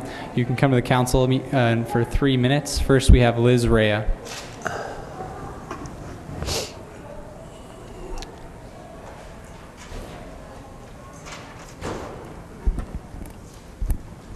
Good evening, Mayor, Council. Liz Ray, Gabrielino Avenue, Oceanside, California. I want to thank you for allowing us to speak tonight on the emergency rescue ladder issue in the harbor. Mr. Les George and I are members of the Harbors and Beaches Advisory Committee and members of the ad hoc committee which was formed for the emergency rescue ladder issue. At the last meeting, Councilman Feller, which I want to thank at this time, briefly brought out the amount that was on a memorandum directed on March 23rd, 2013 from Frank Kwan through Mr. Peter Weiss. The memorandum stated that the 8 ladders would cost $19,966, when in reality the ladder should cost around $1,600, plus shipping and cost of the maintenance department to install. The total cost in reality should not exceed $3,000. Back in the early part of February, Mr. George and I set up meetings with all of you to show and explain the ladders and the cost. At this time, we stated that the ladders from Bellingham Marine, which Mr. George found, is engineered and ready to install in our docks. The cost at the present memorandum is the same scenario which was presented to the Harbors and Beaches Advisory Committee by Mr. Kwan months ago. At that time, he stated that the cost of these ladders were astronomical and would be out of the question. He stated that an engineering study would have to be done. This statement was made before Mr. George found the ladders which we presented to you at our meetings. The memorandum which is before you is incorrect. Mr. George will go into the correct item number, explanation, and further information why the bid is incorrect. We tried to work with Mr. Kwan and Mr. Weiss and provide them the information which we presented to you. For some reason, the information was not considered and therefore not used. Both gentlemen were not receptive of our findings. We would urge you not to accept the bid and submit a new bid with the correct information, which would be relayed to Bellingham Marine. We also urge you to instruct that a new bid be submitted for the 8 ladders, and also request that the staff acquire a cost from the maintenance department for the installation of these ladders. Thank you. Thank you. Mr. Mayor? Mr. Lester, Mr. Mayor? The ones. Mr. Les George. Hi, how are you? Good afternoon. Mr. Mayor, I just wanted to ask a question about this because I know cost, of course, is always going to be an issue for us, but we, of course, public safety being very, very important, as Mr. Lester George shows us the ladder that we all saw in our meeting. Is this going to come before us, Mr. Weiss, in terms of which ladder we're going to be purchasing and what the costs are going to be? And it sounds like there are possibly two plans, possible ways of going forward. One that I believe the Harbor and Beaches Advisory Committee is recommending, and another one? I guess another one that I don't know. Who's answering? Honorable Mayor, council members, I actually had a conversation with Mr. George. We have already ordered the ladders based on his specification. This one then? I think that's the one it is. I don't know. We've given you a memo. Those ladders have been ordered. They're going to be, the pilot ladders, the pilot program are going to be installed by city staff. At the completion of that pilot program, if you want to move forward with putting the ladders throughout the entire harbor, our recommendation had been that we do the formal bid that includes the dock assessment, that includes the liability issues that we had previously discussed, and the dock rehab if necessary based on that assessment. But those ladders, the 6 ladders have already been ordered. Thank you, Mr. Weiss. And what cost is that? I think each ladder was like, I don't know, $200 plus the shipping, which I don't know what it is. I've got the exact figures if you'd like to see them. So no, what my question was to the city manager so the city's going to be buying 8 at about $200 and then they're going to be installed by staff. Is that what it is? I believe the original was 6 as a pilot program. Following the completion of that pilot program, 8. if we do the 40 some, then we would recommend that we do the formal assessment of the docks and whatnot. And we gave you a memo a couple weeks ago on that. Right, thank you. The memo that I recalled getting had to do with a higher, different ladder and all. But it's 6 versus 8. I thought it was 8. Somehow I thought it was 8. The original pilot approval was for 6 ladders. Okay. When we got the estimate from Bellingham Marine, because the cost, the significant cost is not in the actual ladder, it's in the dock assessments. We had asked, how many can we put in for the 20,000 or whatever the number was. All right, thank you. I'll get more information. Please go right ahead. Yeah. All right, well, I'm kind of sorry to keep tying up your time. I know that you all know who I am. My name is Les George. I live at 1028 Tate Street in Oceanside, and I'm also on the Harbor Beaches Advisory Committee. Back in September 27th, 2012, an ad hoc committee was formed to research these ladders. The ladder was brought to Mr. Kwan, so we didn't have to do it, and we could have done this as an advisory and also a test. Mr. Kwan stated that the city attorney does not support the ladders due to the liability involved. Mr. Kwan also stated that staff had already looked at this in the past and was against it, and that staff would need the council's approval to go any further. The ad hoc committee came back with a report to our committee, the advisory committee, who voted unanimously to request placement of the emergency boarding ladders in the harbor for testing. Mr. Kwan again stated he would do nothing until directed by council. I understand the process. Myself and ad hoc committee member Liz Ray met with each of you, so you all who know who I am, and we took our time to put together a program and show you how the ladders worked and how it went. Each of the members of the council agreed that this would be something that would benefit our harbor as far as public safety, and that the cost for installing the ladders appeared to be reasonable. That was before we saw this study. Harbor Beaches Advisory Committee member Ray attended the budget workshop as you requested, and again presented the ad hoc committee recommendation and also the committee's unanimous recommendation for this. At this meeting, Mr. Weiss interrupted Ms. Ray and said that he would handle it. So I guess we're working on the handling it right now. I was unable to attend the meeting because I was out of the country.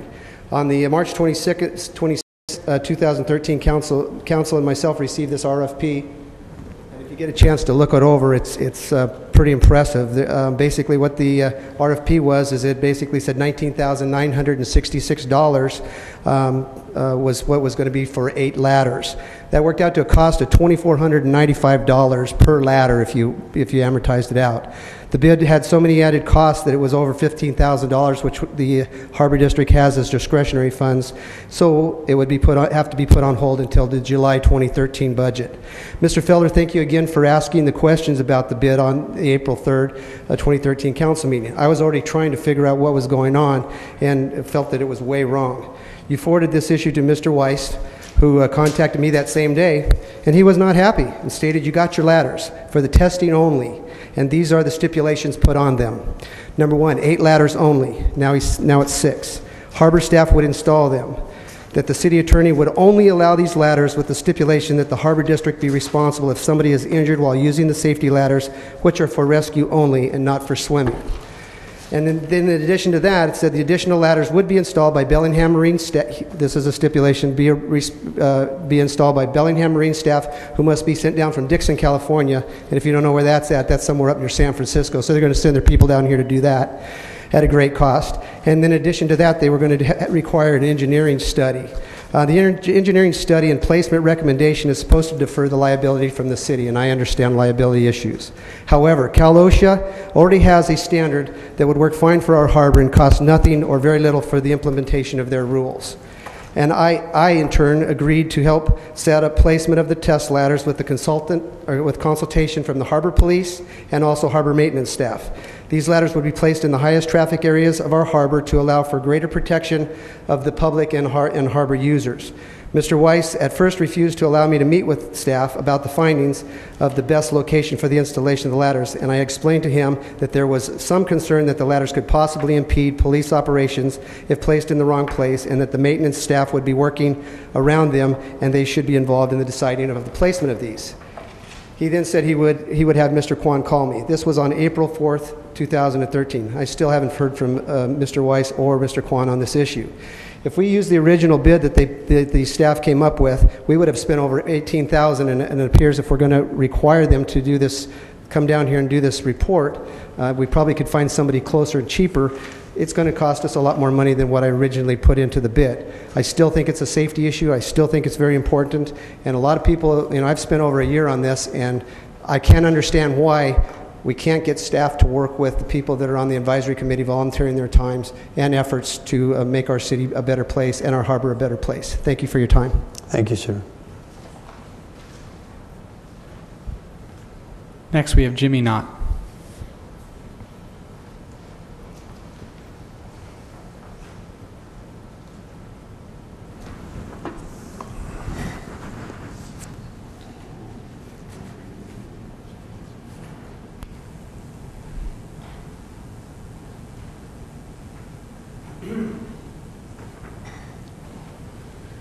Mayor, council members, Jimmy Knott, 127 Sherry Lane. What's being handed out to you right now, our Sandag rep did not share with you, but Sandag issued a report this month. 30 years of crime in the San Diego region. And a graph and a short synopsis appeared in the UT on April 11th. What you have out in your hand there is I broke out Oceanside's values.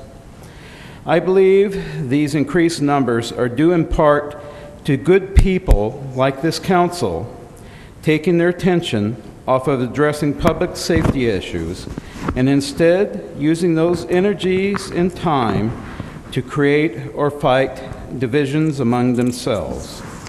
This is the result.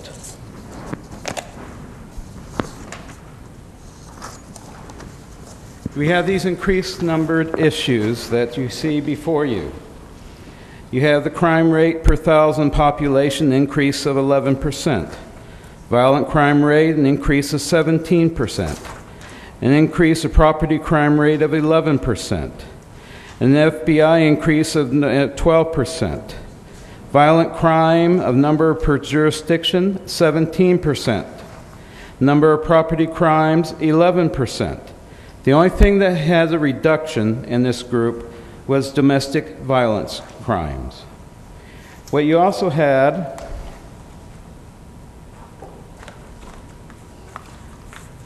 before you is from 2008 through 2012, I included those for your comparison, which is included into the document.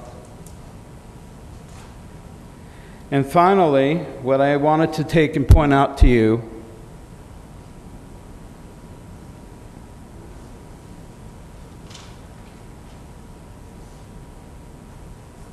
is there is a cost to the public. And that cost to the public is the financial side of this. The dollar value of property stolen in the jurisdiction. And that was an 11% increase. This is the net result to the public of your inattention to property crimes and other violent crimes. I would encourage you to put aside your infighting and try to take and get along with each other and address these serious issues that are coming before you, and put your divisions aside and work with one another. Because if you don't, I think these numbers are just beginning ahead of the problems that you will face. Thank you. Thank you very much. I'll have a comment about this, just for not about his comments. As all the mayors in the entire county and North County meet and have met with the district attorney of San Diego regarding the number increases and the chief of police. And the problem we've all complained about is the Proposition 109, which released all the nonviolent criminals from prison. And the crime rate went up accordingly to all those prisoners being released into our county. All the mayors, all the chief of police have complained about it, but that was a state issue.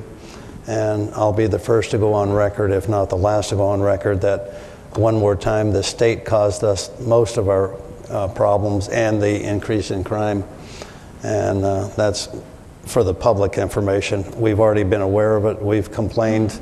There's not much we can do about it. They released all the nonviolent criminals, and gee what, our property crimes went up. We weren't shocked, and I don't think we ever will be shocked when they do that sort of thing. But you want to write somebody or talk about it, send it to your state legislators. They're the ones that put that on the ballot, and it passed. Anyhow, if we could go forward from that, is there any more speakers? 2 more speakers. Thank you. Next, we have Alan Lauer.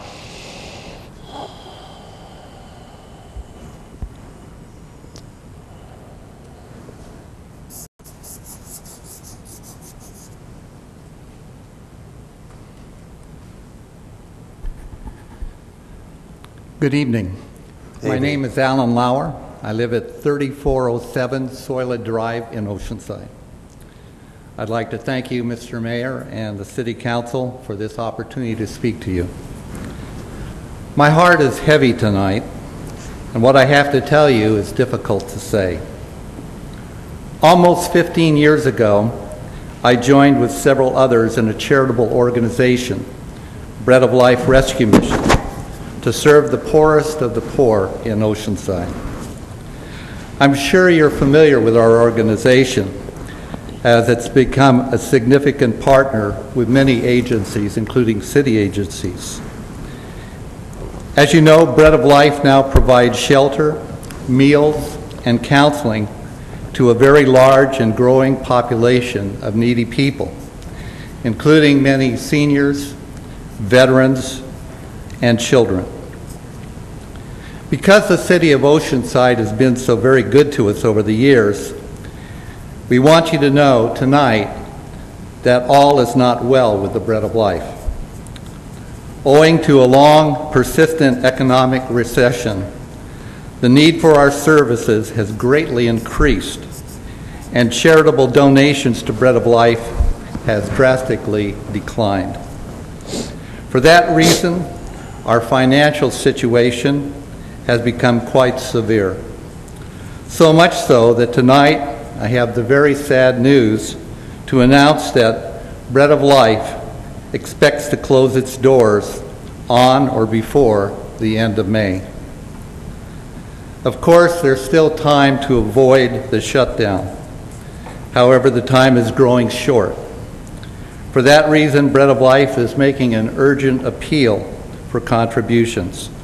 We understand that these are difficult times for entities and individuals in both the private and the public sector. So we're even reluctant to ask for your help. However, we know that the City of Oceanside has a proud history of solving problems, and so we're reaching out to you in humility and great appreciation, in the hope that somehow you can step up and help solve our problem. Thank you, City Council members. Thank you, City of Oceanside. You've been very good to us, and Bread of Life is truly grateful. I'll be available to answer any questions at your convenience. Thank you, sir. Excuse me, Councilmember Sanchez, you have a light on. Is that something the only one thing, and probably since this goes on television, if people want to donate, is there an address they can send it to? Yes. Bread of Life, Box 458, Oceanside, 92049. Thank you, sir. I don't have any questions, but anyhow, I appreciate you coming and talking to the public. Thank you very much. Next, we have Bill Imes. Good evening, Mr. Mayor and members of the City Council. My name is Bill Ims. I reside at 2023 Calais Court in the city of Carlsbad. However, you should know I volunteer an awful lot of my time with a variety of organizations in Oceanside. Currently, I am president of the historic Star Theater just 1 block away to the north. And my request is that you put us on the agenda at your next meeting for a request which I have. As many of you know, the Star Theater has been in existence since 1956. And although it started off as a 900-plus seat theater for movies, in 2000 it was sold to a nonprofit organization, us, the Poinsettia Center for the Arts, with the one condition that it provide performing arts for the community of Oceanside. And so we met that, and for the last 12 years, tens, well, let's say thousands and thousands of children, they seem like 10,000, and adults have performed on our stage. And the important thing about that is the benefits to the community, which have been tremendous. As a matter of fact, the Harris poll indicated that students who participate in the arts usually outscore the students who don't participate in the arts. As a matter of fact, the average increase for verbal scores on SATs is a plus 65 beyond what the average person has. And in math, it's plus 34. It helps build self-confidence, self-esteem. The reading comprehension is much better if people get involved in that. And dropouts from school are reduced significantly. But this is just part of it. It also helps the community tremendously and revitalizes downtown areas. Now, the reason I'm here and the reason I would like you to consider putting it on the next agenda is because July 13th of this year is a very important date for Oceanside. That's when we will celebrate our 125th anniversary of this community. We're going to have a huge event right outside these walls in the City Hall Mall, and I hope you will attend. We would like to have our marquee, which is 57 years old, refurbished by that date. The estimate to have it refurbished, because a lot of it doesn't work, and it certainly is anything but energy efficient, the cost to refurbish that is $102,000. So it's substantial. We have raised $45,000. We would like our marquee to be shining bright when everybody visits us on the 13th. And so I'm not asking for a handout, but I'd love a loan. We'll pay it back. We are one of the few community theaters in all of San Diego County that operates in the black. And if you haven't seen our shows, please come. We are second to none, and we would truly appreciate it if you could put us on your calendar so we could discuss this in more detail. Thank you very much for your time tonight. Before you walk off on this, I'm going to ask the city manager to put it on the agenda, the first agenda possible, and say, I think we need to address this issue. Maybe it could be from a loan aspect. I'm happy about one thing. You've been there quite a long time. It is a kind of a focal point in downtown, especially the marquee out front.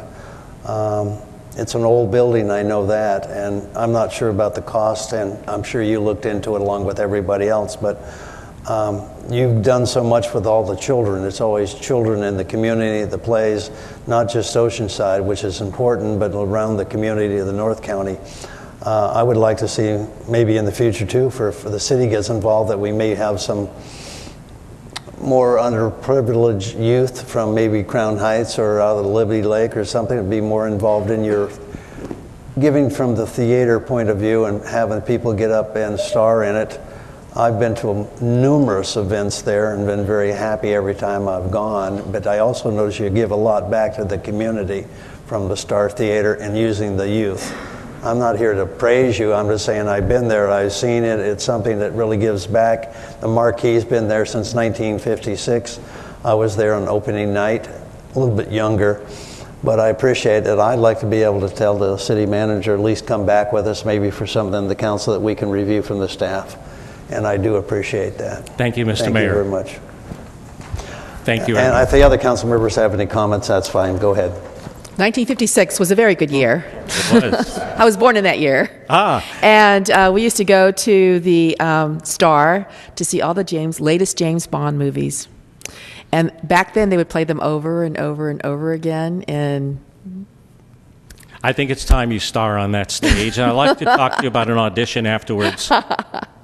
But no, I think it is a tremendous cultural institution, the Star Theater. It's played home to many events for us, community events, and especially including all of the arts. The film festival, the Oceanside Film Festival. Oh, it's been wonderful.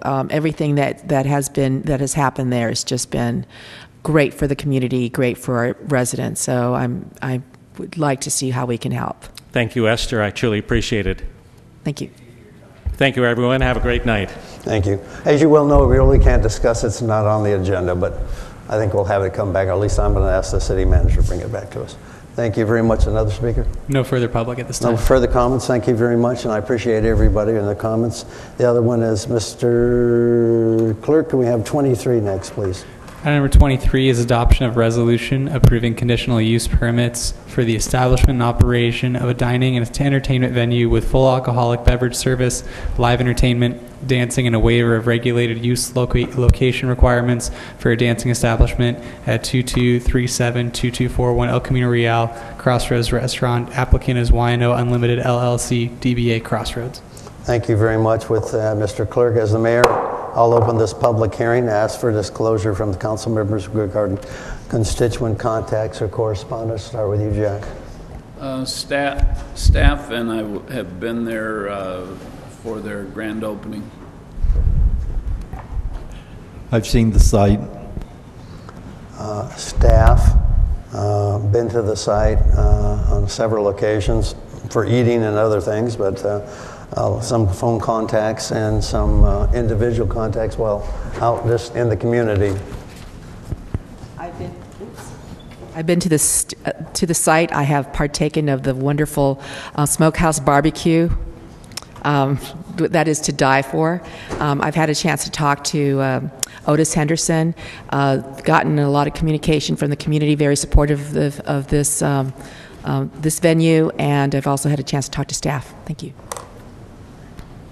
Staff only. Thank you. Mr. Clerk, any correspondence or petitions? None. Thank you. With that, Amy, good evening. Good evening, Honorable Mayor and members of the City Council. The proposal under consideration this evening for the Crossroads Dining and Entertainment Venue is comprised of 4 entitlement requests. Conditional Use Permit 12-18 is to allow for the expansion and operation of the Crossroads Restaurant, to permit full alcoholic beverage service, expand the seating capacity to 275 seats, and allow the operation to function between 10 a.m. and 2 a.m. The project proponent also proposes to include live entertainment and dancing as part of the activities or the venues within the facility. The dancing portion of it is considered as a regulated use under Article 36 of our zoning ordinance, and there are specific regulations for processing as well as locational requirements that apply for that particular use. More specific, there's a 1,000-foot requirement that's required from other residential uses, and a 1,000-foot minimum distance from other regulated use. The images on the screen show the location of the existing portion of the restaurant right under the cupola on the interior corner of the shopping center. And this image on the upper right-hand corner shows the portion where the applicant is proposing to expand into. It's immediately adjacent to the existing facility. This proposal was considered by the Planning Commission on March 11th, 2013, and it was unanimously approved. The project site encompasses approximately 11 acres. It's in the 2200 block of El Camino Real on the west side of El Camino and south of Villa Las Rosas within the Camino Town and Country Center. The suite that Crossroads currently occupies is located right here at this corner, and the proposal is to expand to the north of the existing facility. Proposed improvements include interior tenant improvements only. Surrounding land uses include office and retail commercial to the south, as well as to the east. The Target Center is located to the immediate south. There is a joint parking agreement between this portion of the shopping center and the adjacent shopping center that is being enjoyed between the tenants. To the north and to the west of the site is surrounded by multi-use, multiple family residential uses. And here on these images, you see the location of the shopping center in relationship to its adjacencies, the context. The pad of the site sits lower than El Camino Real, but it rises significantly along Via Esmarca and Via Las Rosas, separating itself from the adjacent residential uses. This provides a desirable buffer between the retail uses and the residential uses to the west and to the north of the site. A few more images again show the slope differential along Via Esmarca, which is approximately 30 feet. Existing residential uses right across from the Crossroads restaurant. As you see, there are residential uses, but primarily what you see here are garages. The residences set back even further, more than 200 feet. And this is the images that show the great differential along Via Las Rosas. Views from the back of the Crossroads restaurant, the service area looking down into to the west. Toward Via Esmarca, as you see, there's significant landscaping that provides screening from this vantage point as well. The area that it's highlighted in yellow depicts the limits of the existing restaurant. It currently captures approximately 45 square feet. The area that it's highlighted in blue shows the additional expansion, which will include buffet service, a bar area, let me see, right here, a stage and dance area right here, and an upper level mezzanine that would also be allocated to dining. Overall, the facility will accommodate up to 275 seats. As I mentioned earlier, the dancing area is 487 square feet. Parking will be provided exclusively on site. Any sort of overflow parking can be accommodated on the adjacent Target shopping center. The total square footage for the facility with the expansion would be approximately 17,000 square feet. The applicant and staff has worked very closely with our police department and police staff, and the applicant has incorporated all the recommended conditions as part of a management plan, which was presented to the Planning Commission, and it was approved in its entirety, and it's also included as part of the packet that you had received. Staff has evaluated the proposed development and has determined that the project siting would provide adequate buffers between the expanded restaurant facility and adjacent residential uses. The dining and entertainment complex will be sufficiently managed through security and other facility operation measures in a manner that would ensure compatibility of the proposed use with the shopping center's retail uses as well as other uses in the immediate area. The dining and entertainment complex would also serve as a catalyst for the revitalization of the Camino Town and Country Shopping Center. And the proposed land use would be consistent with prior uses on site and would not overburden the circulation system. Staff is recommending that the City Council adopt a resolution approving conditional use permit 12-18, 1301, 1302, and 1303 with findings and conditions of approval as forwarded to you for consideration. I believe the applicant is here and may have a presentation this evening. We have provided notice to property owners and tenants within 300 feet. We have received no objections. Thank you, Amy. Could you have a seat at sidebar? Mr. Clerk. This is a public hearing. Any members of the public wishing to speak on this item may come forward to the podium and address the council for 3 minutes.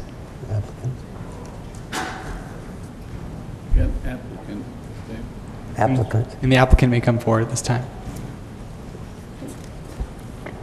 He's got 20 minutes.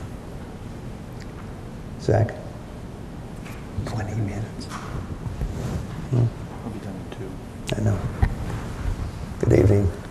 Good evening, Mr. Council members, Mr. Mayor. A lot of you I've recognized from dining with us before. My name is Otis Henderson. I am one of the co-owners of Y&O Incorporated. The other one is Mr. Yale Swafford, who's back here with me.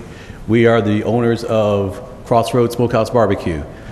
We created the concept of Crossroads Smokehouse Barbecue to fill a need that we thought was in the community, not just based on our financial greed. I've been in Oceanside since 1992. I'm a retired Marine after 20 years. They asked me where do I want to go, and I said, I'm here. This is it. This is where I want to be. But one of the things I've never been able to do since I've been here is wake up and say, you know what, let's go out to Oceanside tonight.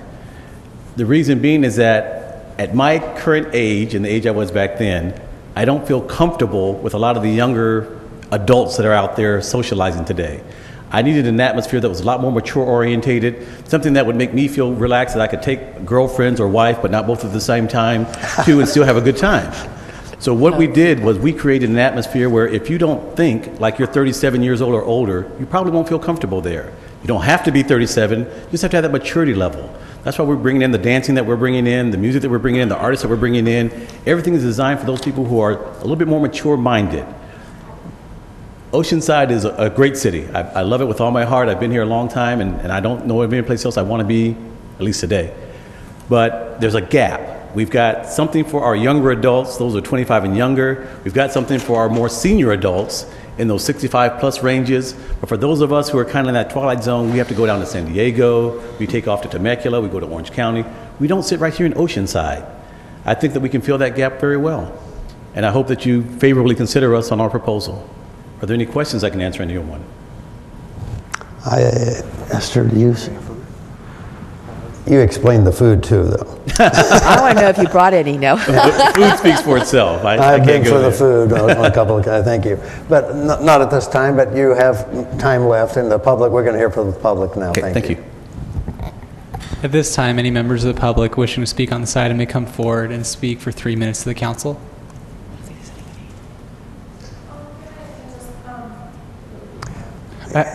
Can't hear you back there. This is where the public can speak on this, only on this issue. Go ahead. I'm sorry, once again? Only on this issue? So this Anybody is from the public can speak on this issue, just this issue. Is that what you're talking about? Okay, maybe it's not. Probably not. Wait, I kind of thought you told if you want to add anything or if you have any comments from the rest of the... On this issue, yes. On this particular On the smokehouse barbecue. Okay, probably not today. Okay, well, I don't want to stop you, but it's got to be on this issue, though. Thank you. At this time, I don't see Mr. Clerk, I see none. With that, I'll close the public hearing, come back to the council. Councilmember Sanchez, please. Mr. Mayor, this is a wonderful, wonderful venue. Otis, when you talked about your dream and having this and putting all your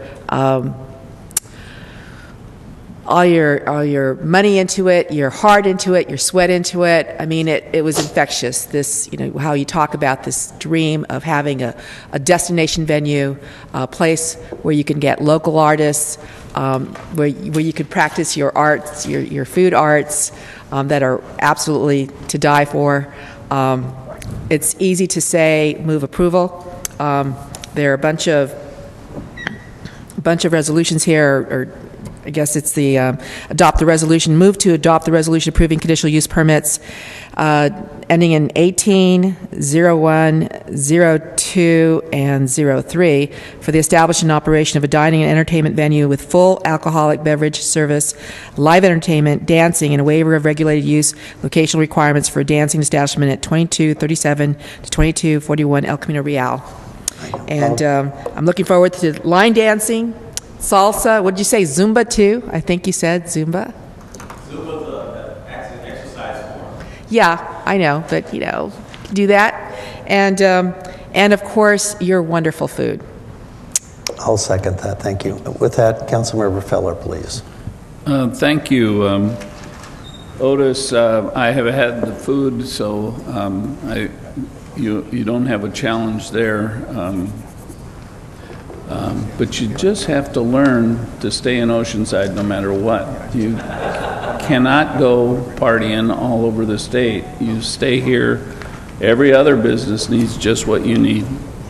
I did have a question about the second story. Does that have an elevator? And does it need it? At this time, the plan does not include an elevator. And maybe the applicant can address that. Amy, if you wish to address it, come to the mic because we can't hear you.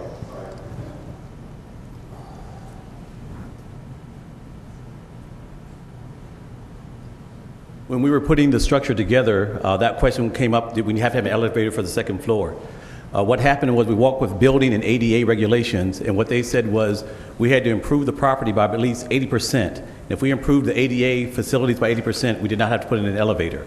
So basically we did all the other things that were required to bring us up to that 80% mark, so an elevator was not required for that. Okay, very good. One other thing was, say a church wanted to, now you can't maybe put a church near, put a restaurant like this near a church. Is there like a regulated use there? It has to be so many feet, adult type? Your question is, if a church wanted to move close to this particular restaurant, would they be able to? Yes. They would? They would, because once this particular use is established, it would not necessarily preclude another non-regulated use to be established close to it. That's the simple answer. Thank you.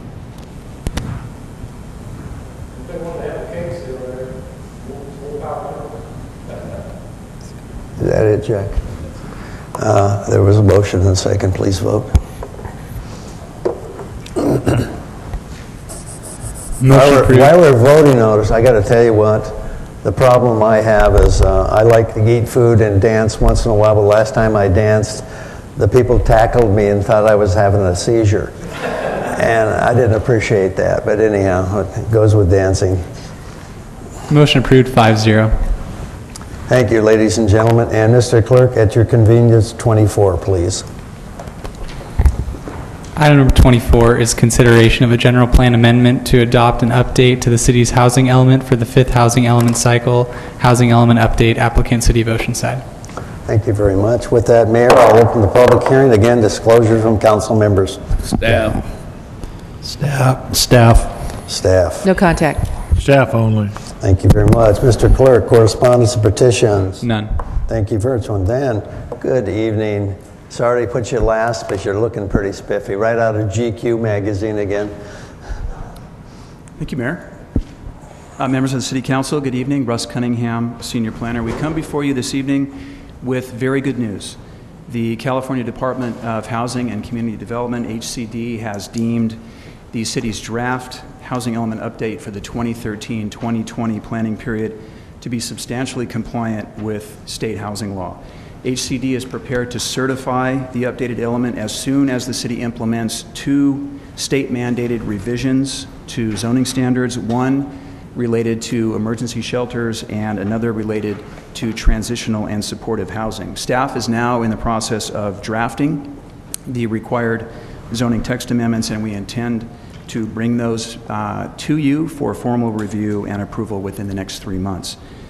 Tonight, I'll speak a little bit about the reason we prepare a housing element, summarize the changes made to the draft element since the document came before you last in September of last year, outline the required action items that I just mentioned, and close with some recognition of the people who really made it possible for us to achieve timely adoption and certification.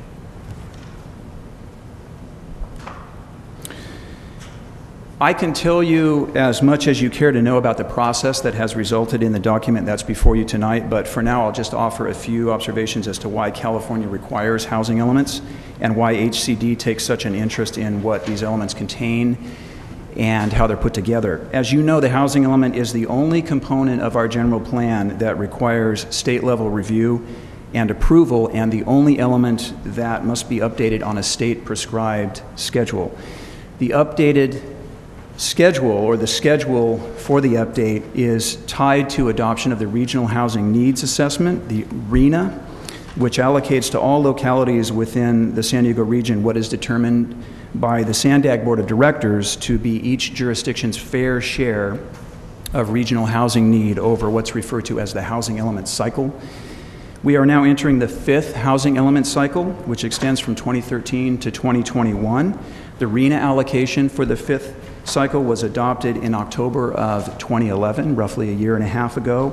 State law says that updated housing elements must be adopted within 22 months of the adoption of the RHNA.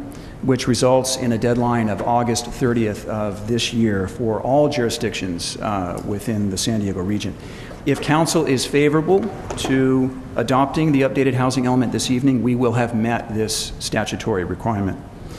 Linking the housing element update to the RHNA really speaks to the state's motivation for requiring housing elements and ensuring their compliance with housing element law. With state law finding that the lack of affordable housing is a critical problem that threatens the economic health, the environmental health, the social health of the state. Housing elements are the means by which cities and counties demonstrate that they have both suitable regulatory frameworks and adequate land resources to allow for and accommodate their local housing demand, including the housing needs of low-income households and special populations such as the disabled and the elderly. At the same time, housing law says that local governments are to support employment growth, they're to improve mobility for residents, and they're to protect the environment. That's a tall order, and it may explain why so many jurisdictions have a difficult time getting their housing elements certified. We're pleased to be able to say tonight that HCD has found that our draft update effectively balances these very different and often competing interests. It's an expectation that cities will engage in public outreach as part of their update process. We have done so, and I'm happy to speak to the efforts that we made to reach out to the community.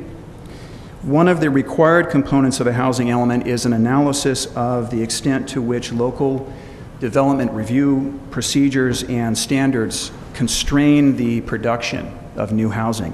While state housing element law doesn't explicitly identify the conditional use permit as a major obstacle to housing development, CUP requirements raise a very large red flag for HCD. Throughout our dialogue with HCD staff, the city's CUP requirements for housing projects loomed as a very serious concern, serious enough in and of itself to keep us from getting what consultants refer to as the happy letter from HCD. Coming to the rescue, really, in the midst of the housing element review process were the recently adopted changes to inclusionary housing standards that included, you'll recall, this is from January of this year, the waiver of the CUP requirement under certain circumstances. These recent changes greatly assuaged HCD's concerns about how our CUP requirements may be inhibiting the production of affordable housing.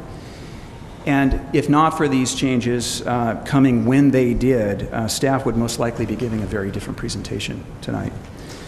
Another required component of the housing element is the housing sites inventory, a parcel by parcel listing of land resources available to accommodate new housing, including housing for low income households. The sites inventory must demonstrate that the city currently includes enough vacant and redevelopable land under appropriate zoning to accommodate the city's RHNA obligation, which happens to be roughly 6,200 total new dwelling units during that planning period I mentioned, roughly 2,700 of which are expected to be income restricted. You may recall that the 05-2010 housing element stated that substantial rezoning would be necessary to meet the city's RHNA obligation. A very detailed review of the city's existing land resources conducted by planning staff over a year ago concluded that our RHNA obligation for both the previous planning period and the upcoming planning period can be met without any rezoning. The sites inventory we subsequently prepared shows that the city currently has enough land under appropriate zoning to accommodate our RHNA obligation. As the map exhibits included with that inventory illustrate, most of the inventoried properties lie within or immediately adjacent to our existing transit-served commercial corridors. The inventory and the associated maps thus show that the city can provide for future housing growth without inducing more urban sprawl, without compromising employment lands, and without forcing residents to get into their cars every time they want to visit the grocery store, run an errand, or go to the beach. HCD staff was pleased to see that future housing growth in Oceanside will occur in a smart land use and development pattern that makes efficient use of existing infrastructure and transit service. As to whether this was a key to our compliance determination, it's difficult to know, but we can say that HCD asked not a single question about the environmental implications of our draft update. In the interest of time, I'll not speak to programs other than to say really the only substantive change was the deletion of reference to the 20% set aside that previously existed under redevelopment for the purpose of affordable housing. Regarding changes to the draft update over the past 6 months or so, I want to emphasize that these revisions are limited, they're non-substantive, in that they don't involve any changes to current land use or housing policies or standards. For the most part, the changes involve clarification of content that's been in the draft update since its first iteration. Regarding the housing sites inventory, we added additional analysis of the development potential of sites that were already in the inventory that you saw before. And we did add a separate inventory that speaks to our capacity for above moderate income housing, most of which is already entitled land projects like the St. Cloud project off of Mesa Drive, as an example. With respect to regulatory constraints, again, additional analysis of our project review procedures and standards, and as I noted, including in the second iteration the changes to inclusionary housing and zoning standards that this body approved in January appears to have been crucial to our certification. And then we provided some additional information regarding emergency shelter zoning. I'm going to speak to that in just a moment, but the state asked that we include total acreage, the number of sites under light industrial zoning to demonstrate that this zoning district would be an appropriate district for allowing emergency shelters by right, and we were successful in demonstrating that to HCD. As I mentioned, HCD has determined that our draft update is substantially compliant with state housing element law. It will be deemed fully compliant when we complete 2 state-mandated changes to our zoning standards. In 2007, Senate Bill 2 amended state housing element law to require local jurisdictions to establish at least one zoning district where year-round emergency homeless shelters are permitted by right, that is, without a conditional use permit, without any other discretionary approval. SB 2 authorizes cities to establish development standards. Despite the fact that they're to be allowed by right, we can establish objective standards. I've listed those standards here, and staff will get to work doing some comparative analysis of what other jurisdictions have done that have already implemented these standards, and we'll take direction from that precedent.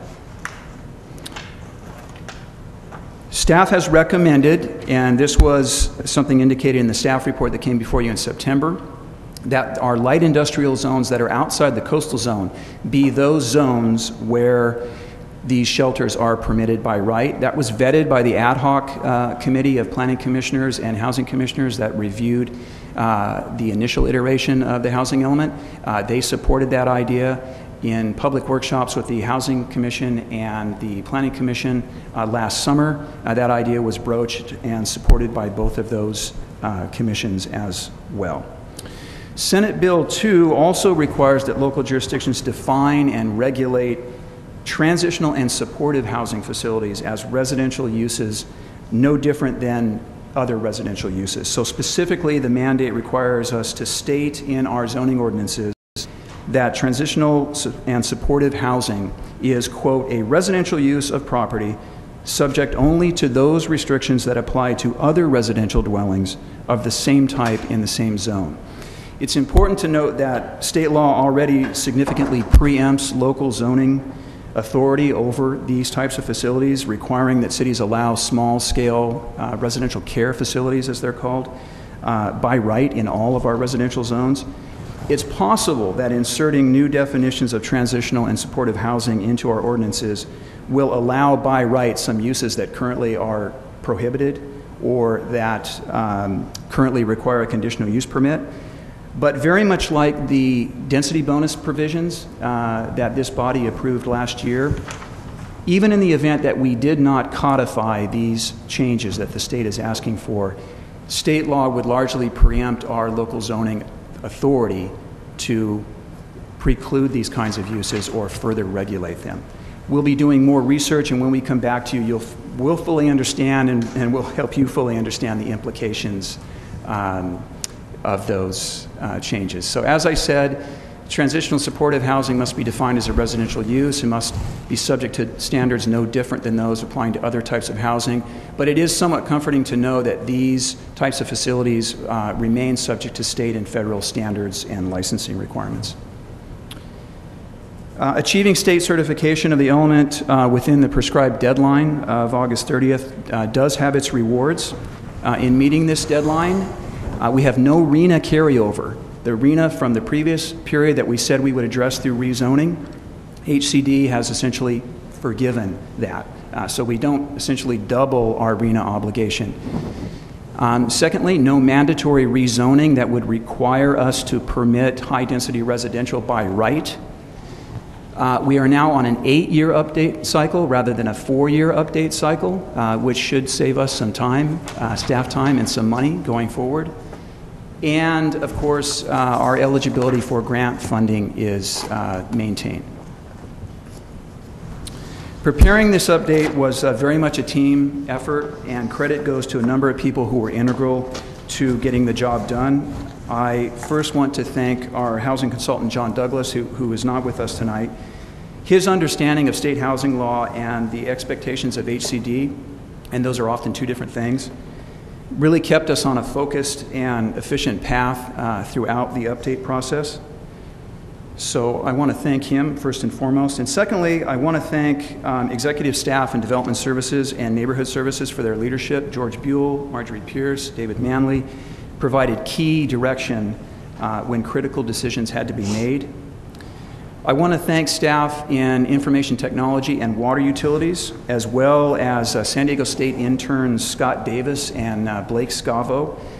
They provided a lot of technical support on the housing sites inventory and on the associated map exhibits. And finally, I'd like to thank Mrs. Kay Parker, one of the most dedicated, thoughtful, compassionate public servants that I've had the pleasure to work with. Her guidance and moral support throughout this process were invaluable, and I wish she could be here to see final adoption and certification. With that, I will stop talking. We are available to discuss any aspect of the housing element update. I can speak to those issues that relate to the process, the sites inventory, the needs assessment, the constraints analysis that I mentioned, and David Manley, our housing division manager, can speak to any of the programmatic issues that are outlined in the housing element. Thank you very much. And if I could, as directed by the city attorney, point out a very minor modification we'd like to make to the resolution on the third page. There's language that speaks to the approval of the mitigated negative declaration for this project, and we want to change that word approve to adopt. And that's the extent of the changes. Thank you. Thank you, Russ. Please have a seat, sidebar. Public. Any members of the public wishing to speak on this particular item may come forward for 3 minutes. Mayor, council members, Jimmy Knott, 127 Cherry Lane. As part of the public who has been involved with this process, I guess from the beginning, and I want to thank staff for being diligent for this, involved with it. I want to support this, and however, I do want to take and point out one thing, is SB2 with the transitional supportive housing. The public has in the past had many objections to having supportive housing in certain communities, and they have brought that forward to this council many, many times.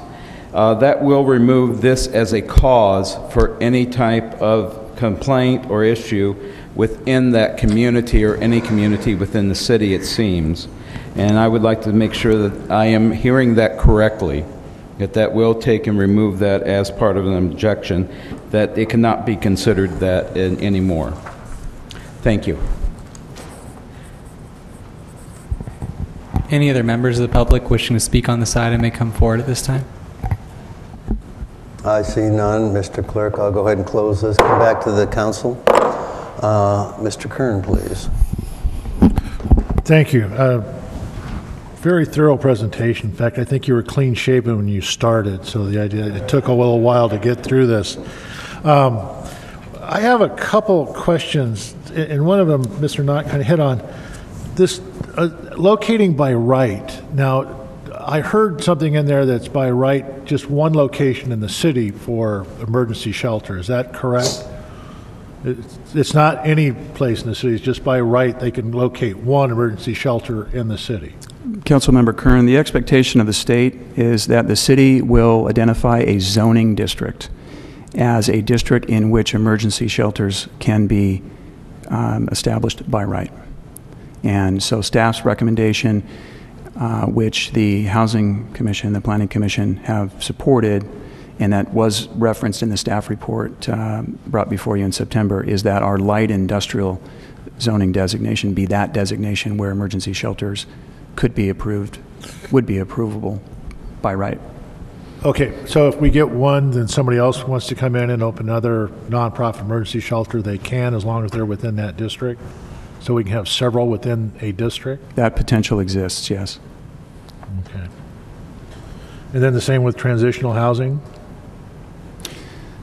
Yes, state law does have concentration restrictions that apply to certain types of residential care facilities where they can't be located in some cases within 300 feet of one another. But of course, that's maybe a city block separation. So you're going to come back with the zone change on the area that you want to designate for these? Or are you just going to say all our light industrial is open?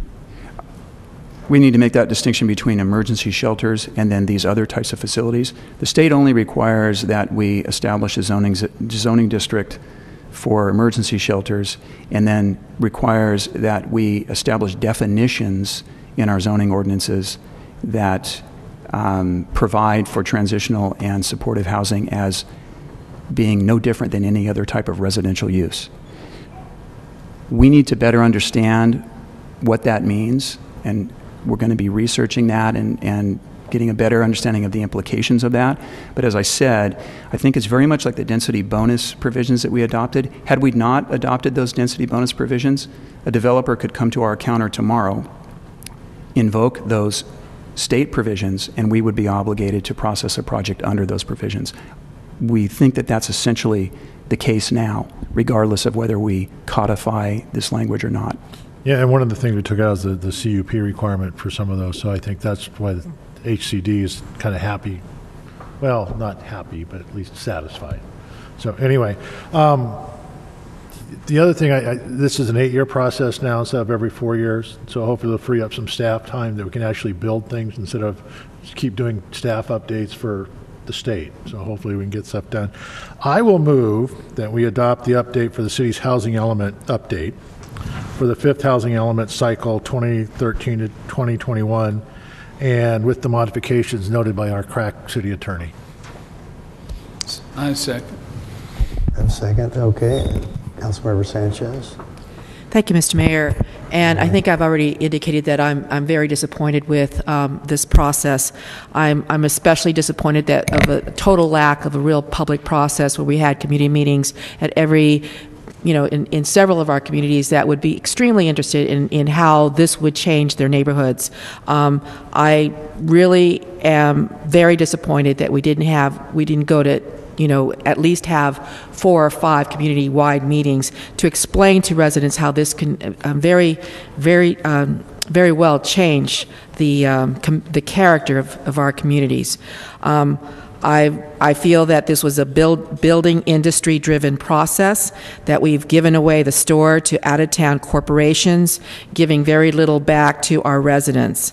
And I can't understand how any city would be willing to give up a CUP. So, I just find this extremely, extremely disappointing and just completely unempowered our residents and our neighborhoods. So those are my comments. That's why I'm going to be voting against this. Thank you. Councilmember Filler.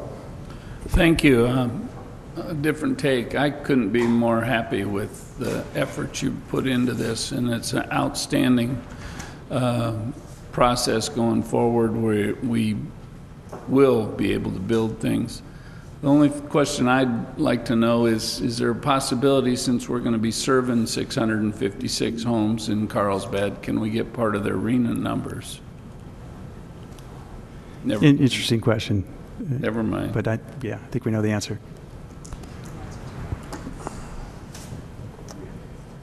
I see no more questions.